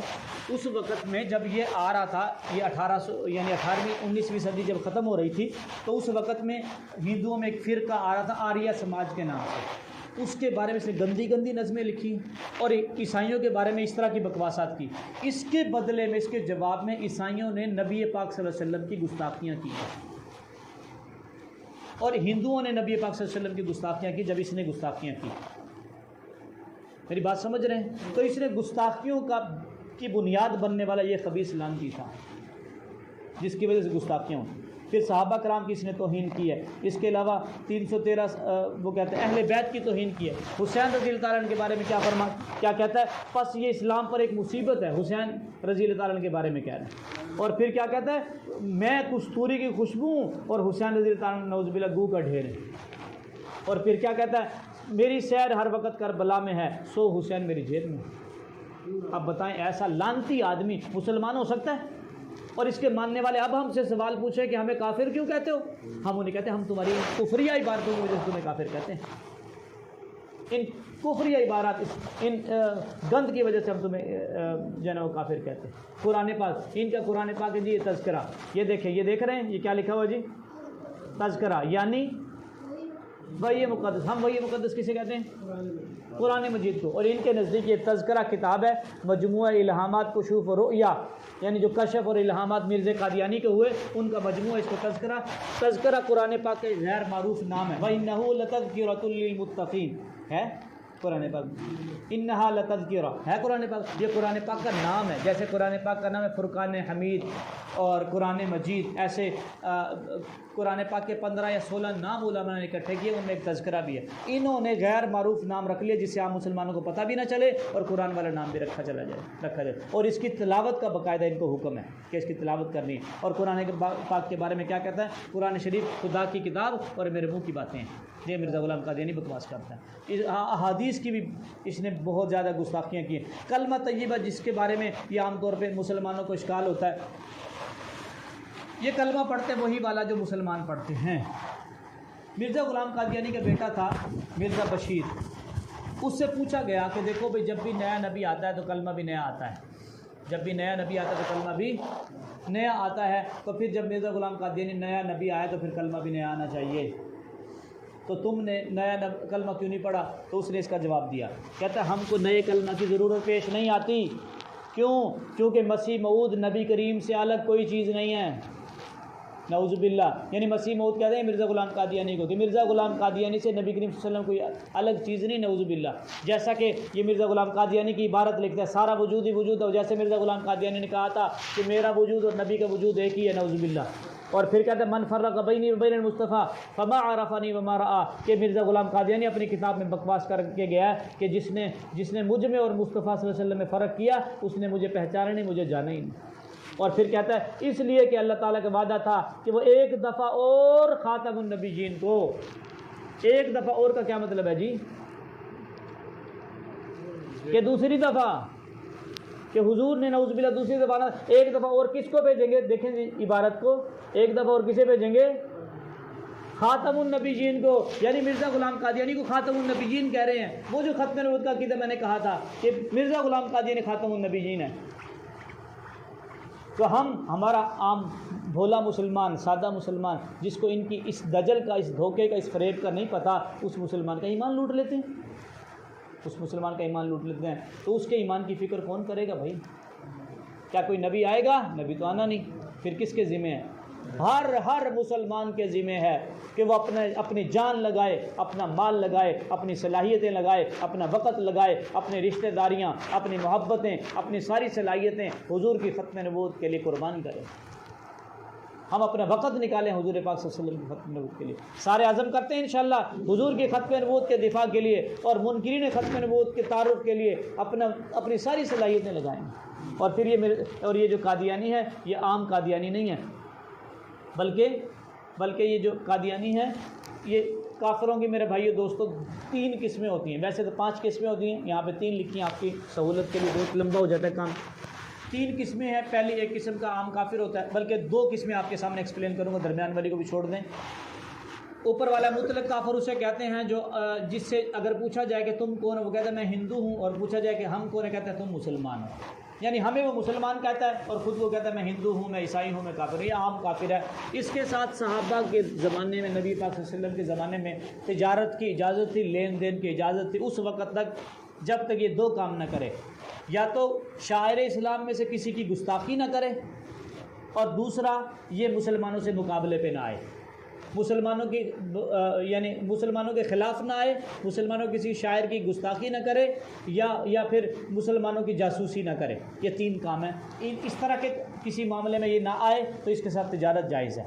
दिली मोहब्बत इनसे नहीं की जा सकती, हाँ वैसे यानी लेन देन किया जा सकता है, तिजारत की जा सकती है। तीसरी किस्म का जो काफिर है उसको कहते हैं ज़िंदीक़ काफिर। ज़िंदीक़ काफिर ऐसा काफिर होता है जो हो तो काफिर लेकिन अपने आप को मुसलमान कहे और मुसलमानों को काफिर समझे। ऐसे काफिर को ज़िंदीक़ काफिर कहते हैं, और कादियानी ज़िंदीक़ काफिर हैं। ये हमें मुसलमान नहीं समझते, یہ ہمیں مسلمان نہیں سمجھتے. یہ دیکھیں یہ کیا کہتے ہیں, ہر ایک ایسا شخص جو موسیٰ کو تو مانتا ہے, عیسیٰ کو نہیں مانتا, یہ سارے نبیوں کو لکھتا جا رہا ہے. محمد کو تو مانتا ہے پر مسیح موعود کو نہیں مانتا, وہ نہ صرف کافر بلکہ پکا کافر اور دائرہ اسلام سے خارج ہے. یہ ہمیں کافر سمجھتے ہیں, دائرہ اسلام سے خارج سمجھتے ہیں. تو ہمیں مسلمانوں کو کافر سمجھ رہے ہیں اور خود کو مسلمان سمجھتے ہیں. تو ایسے قادیانیوں کو کافر یعنی ایسے کافروں کو زندیق کافر کہتے ہیں. تو ایسے کافروں کا بائیکاٹ کرنا ہے, ان سے ملنا جلنا میل جول بالکل حرام ہے, ان سے بالکل ملنا حرام ہے. اللہ پاک نے قرآن پاک میں فرما دیا, یہ آیت ہے جس کا لب لباب یہی ہے کہ ان کا بائیکاٹ کرنا ہے. اور تمام مکاتب فکر کے علماء کا متفقہ فتویٰ ہے کہ قادیانیوں کے ساتھ ملنا جلنا میل جول نشست و برخاست رشتہ داری کرنا یہ بالکل حرام ہے. علماء یہ دیوبند کا فتویٰ ہے, دارالعلوم دیوبند کا, اور یہ بھی علماء دیوبند کا فتویٰ ہے. اسی طرح سے علماء بریلوی کا فتویٰ ہے, اور علماء کے فتاوی علماء اہل حدیث کا فتویٰ ہے. اور اس کے علاوہ جماعت اسلامی والے احباب کا فتویٰ ہے, تنظیم اسلامی. اور یہ قادیانیوں کی مصنوعات ہیں. جی دیکھیں قادیانیوں کے ساتھ مقابلہ ہوا علمی میدان میں تو علماء نے بڑا زبردست ڈٹ کے مقابلہ کیا, ان کے پاؤں نہیں لگنے دیے. عدالت میں ان کو کافر قرار دیا اور پارلیمنٹ میں ان کو کافر قرار دیا. اب مسئلہ تجارت میں آ رہا ہے. تو تجارت میں یہ جو ہے نا ان کا مقابلہ ہے, ان کا مقابلہ کرنا ہے. جو نبی پاک صلی اللہ علیہ وسلم کا نہیں ہو سکتا اور جو ایسا گستاخ ہو اس کے ساتھ بالکل میل جول بالکل جائز نہیں ہے. تو ان کی مصنوعات کا بائیکاٹ کرنا ہے. ان کی مصنوعات میں شیزان کی کیچپ چٹنیاں اچار یہ بوتلیں وغیرہ یہ شیزان کی ہیں.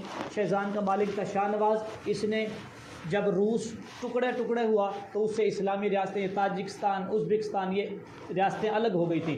جب الگ ہوئی تو یہ روس میں قرآن پاک کی اشاعت پابندی تھی, یہاں قرآن پاک کی ضرورت پڑی. تو اس شاہ نواز نے قرآن پاک کا ترجمہ کیا اور جہاں جہاں میرے آپ کے نبی کا نام آتا تھا وہاں مرزا غلام قادیانی کا نام لکھوا کے ان کی ریاستوں میں تقسیم کروایا. 40 زبانوں میں اس کا ترجمہ کیا.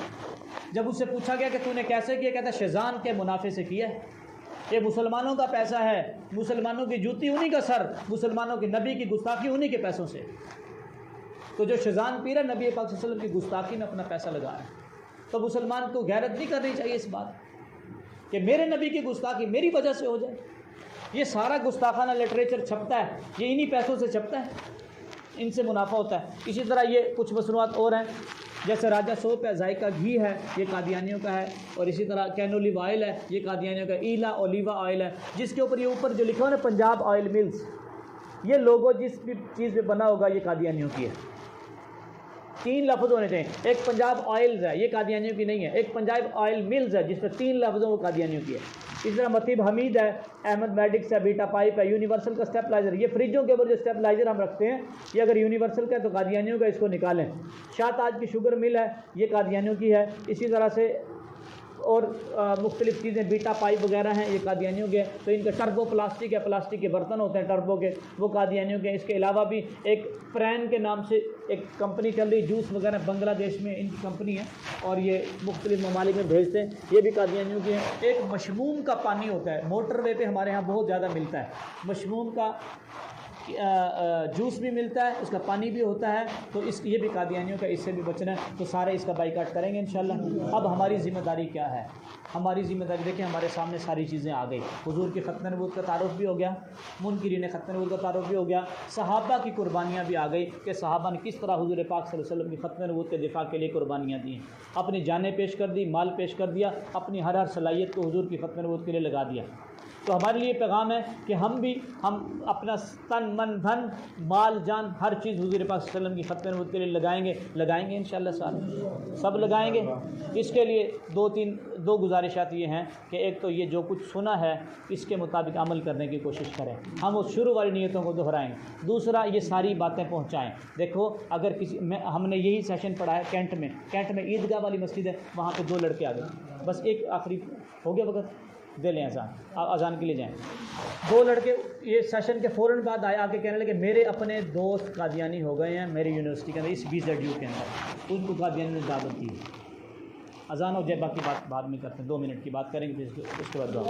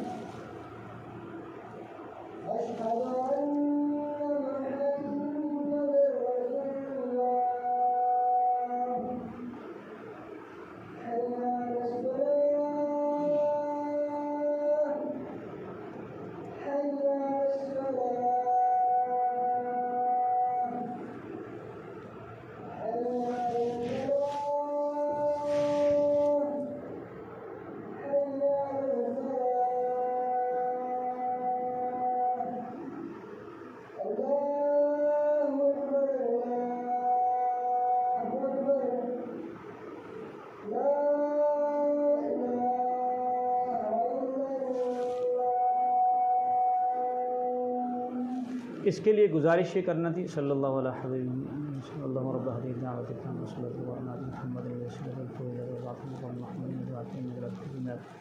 گزارش یہ کرنا تھی کہ ختم نبوت کے کام کے لیے وقت نکالیں. دیکھیں جس طرح سے ہمارے باقی سب کے حقوق ہیں نا، اس طرح نبی پاک صلی اللہ علیہ وسلم کے حقوق ہیں اور سب سے بڑھ کے، تو وقت نکالیں گے انشاءاللہ. اور جو ساتھی ختم نبوت کے کام کے لیے تیار ہوں وہ بھائی عرفان اللہ صاحب کو نام لکھوا دیں. بھائی عرفان اللہ صاحب بتا دیں گے. ہم ٹیچرز کام کرتے ہیں، ہمارا الگ سے ایجوکیشنل فورم ہے جو اسکول کالجز یونیورسٹیز میں کام کرتے ہیں، ڈاکٹرز میں کام کرتے ہیں، تاجروں میں کام کرتے ہیں، اور ملازمین کی ہر کسی کی ہم نے الگ سے ترتیب بنائی ہوئی ہے. تو ختم نبوت کا ہر آدمی کے کام کا الگ الگ شعبہ ہم نے بنایا ہوا، وہ اس میں کام کر سکتے ہیں. تو بھائی عرفان اللہ صاحب کو نام لکھوا دیں گے جو ساتھی کسی بھی شعبے میں ختم نبوت کے کام کرنا چاہے. اور کسی ساتھی کا آپ کوئی سوال ہو تو وہ سوال آپ پوچھ سکتا ہے. میرا سوال یہ تھا کہ جو دجال ہے یہ پیدا ہو گیا یا کیا سسٹم ہے اس کا؟ جی دجال پیدا ہو گیا اور اس کا بھی ظہور ہونا ہے. پیدا ہو گیا؟ ہاں جی، وہ تو پہلے سے پیدا ہے، تو قید ہے، باندھا ہوا ہے کسی جگہ پر. اللہ کے نبی صلی اللہ علیہ وسلم کے پاس ایک صحابی تھے حضرت غالباً تمیم داری رضی اللہ تعالیٰ عنہ، ان کو اللہ تعالیٰ نے دکھایا بھی تھا دجال.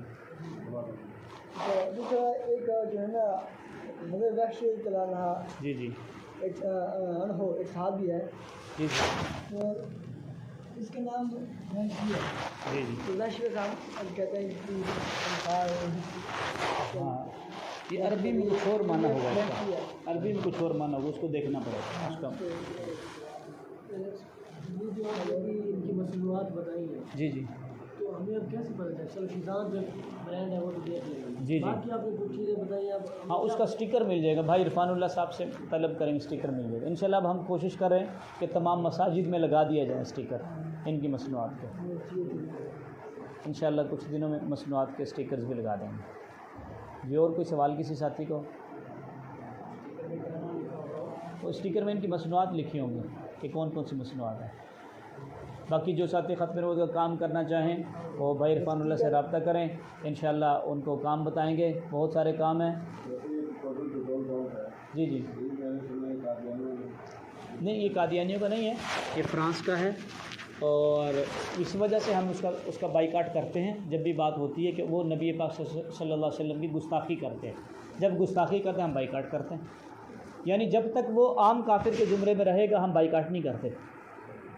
ہم کوک شیزان کا اسی وجہ سے بائیکاٹ نہیں کرتے، اور کوک کا اور باقی کمپنیوں کا، کہ وہ نبی پاک صلی اللہ علیہ وسلم کی گستاخی نہیں کرتے. جو ہی گستاخی کرتے ہیں پھر اس کے بعد ہم بائیکاٹ کرتے ہیں. جی جی جی یعنی وہ عام کافر کے زمرے میں آئے گا. جو ہی وہ حربی کافر میں اس میں چلا جائے، باقی کسی بھی شعبے میں اس میں چلا جائے، قسم میں چلا جائے، تو پھر اس کا ہم بائیکاٹ کرتے ہیں اور کرتے بھی ہیں. ٹوٹل کا میں تو کم از کم نہیں استعمال کرتا ٹوٹل، اسی وجہ سے کہ انہوں نے گستاخی کی ہے. اور مسلمان کو غیرت بھی کرنی چاہیے. اور کس کے نام پہ غیرت کرے گا؟ نہیں، یہ تو خیر ملٹی نیشنل کافی ساری کمپنیاں ہیں، تو بس ہم تو اس ملک کا کوشش کرتے ہیں کہ بائیکاٹ کریں. یہ عام کافر کے زمرے میں آتے ہیں، ان کا استعمال جی ان کو یوز کر سکتے ہیں. جی ٹھیک.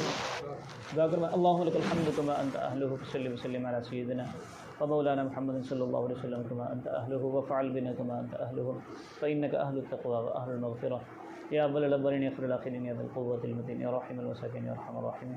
اللهم ربنا آتنا في الدنيا حسنة وفي الآخرة حسنة وقنا عذاب النار. اے اللہ جو کچھ کہا سنا اس پہ عمل کرنے کی توفیق نصیب فرما، اے اللہ پاک دوسروں تک پہنچانے کی توفیق نصیب فرما، اے اللہ پاک ہم سب کے ساتھ مدد نصرت کا معاملہ فرما۔ صلی اللہ تعالی علی حبیبہ خیر خلقہ محمد وعلی آلہ وصحبہ اجمعین، آمین برحمتک یا ارحم الراحمین۔ دجال کا سب سارے حضرات سے ایک گزارش یہ ہے کہ جو کچھ سنا ہے کم از کم 10 ساتھیوں کو تو ضرور بتا دیں، بتائیں گے انشاءاللہ۔ ادھر آپ اعتکاف میں بیٹھے ہیں، یہاں بھی جو آ رہے ہیں ان کو بتا دیں تو انشاءاللہ آسانی ہو جائے گا، ٹھیک ہے جی۔ سبحانک اللہم وبحمدک لا الہ الا انت۔ دجال ہے تو وہی کہاں سے شروع ہوگا؟ یہ دیکھنا پڑے گا، وہی سے اسرائیل سے کارن کیا دیکھنا پڑے گا اس تو کتنا کام کو، یہ بھی دیکھنا پڑے گا۔ یہ اصل میں ہمارا موضوع نہیں نا، ہمارا ابھی خط نور کی موضوع پہ پوچھ لیں، پھر دجال کا موضوع پڑھائیں گے انشاءاللہ، وہ ہے ہمارا ٹاپک نا الگ۔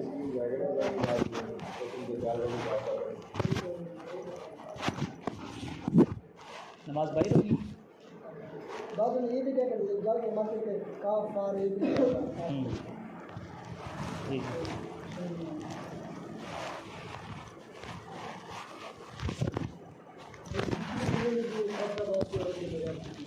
جی جی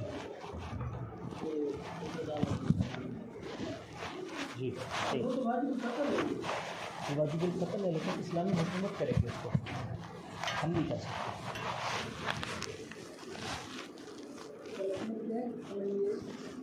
حکومت نہیں ہے، حکومت کی ذمہ داری ہمارے ذمہ نہیں ہے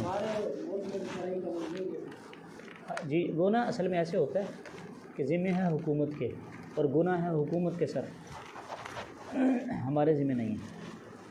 وہ نہیں ہے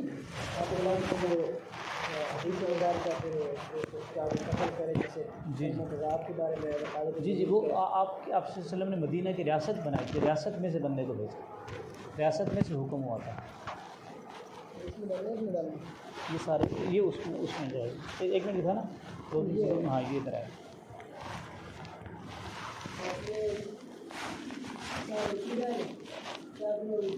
ہاں یہ تھوڑی دیر باہر ہی رکھا رہے، ٹھنڈا ہو جائے گا ذرا پھر کھا لیں گے۔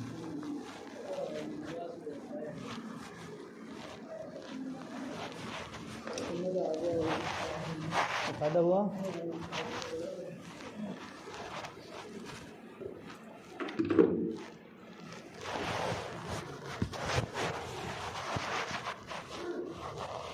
مطلب یہ ہمارے عقیدے پر بات کرنا چاہتے ہیں، یہ ہمارا عقیدہ ہے تو ہم یہ ہم بن گئے۔ جی جی بالکل ایسے۔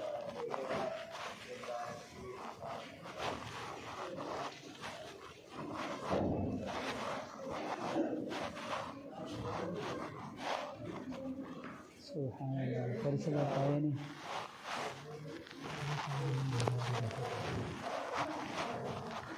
لائٹیں بجا رہی ہیں۔ یہ وجود پاک سے عورت کے بارے میں بھی کہا جاتا ہے جلدہ وہ کرے گی، عورت کا صراحتاً تو نہیں ہے، ظاہر ہے امت میں آئیں گے تو اس میں عورتیں بھی شامل ہیں۔ مجھے یہاں سے دل کی بات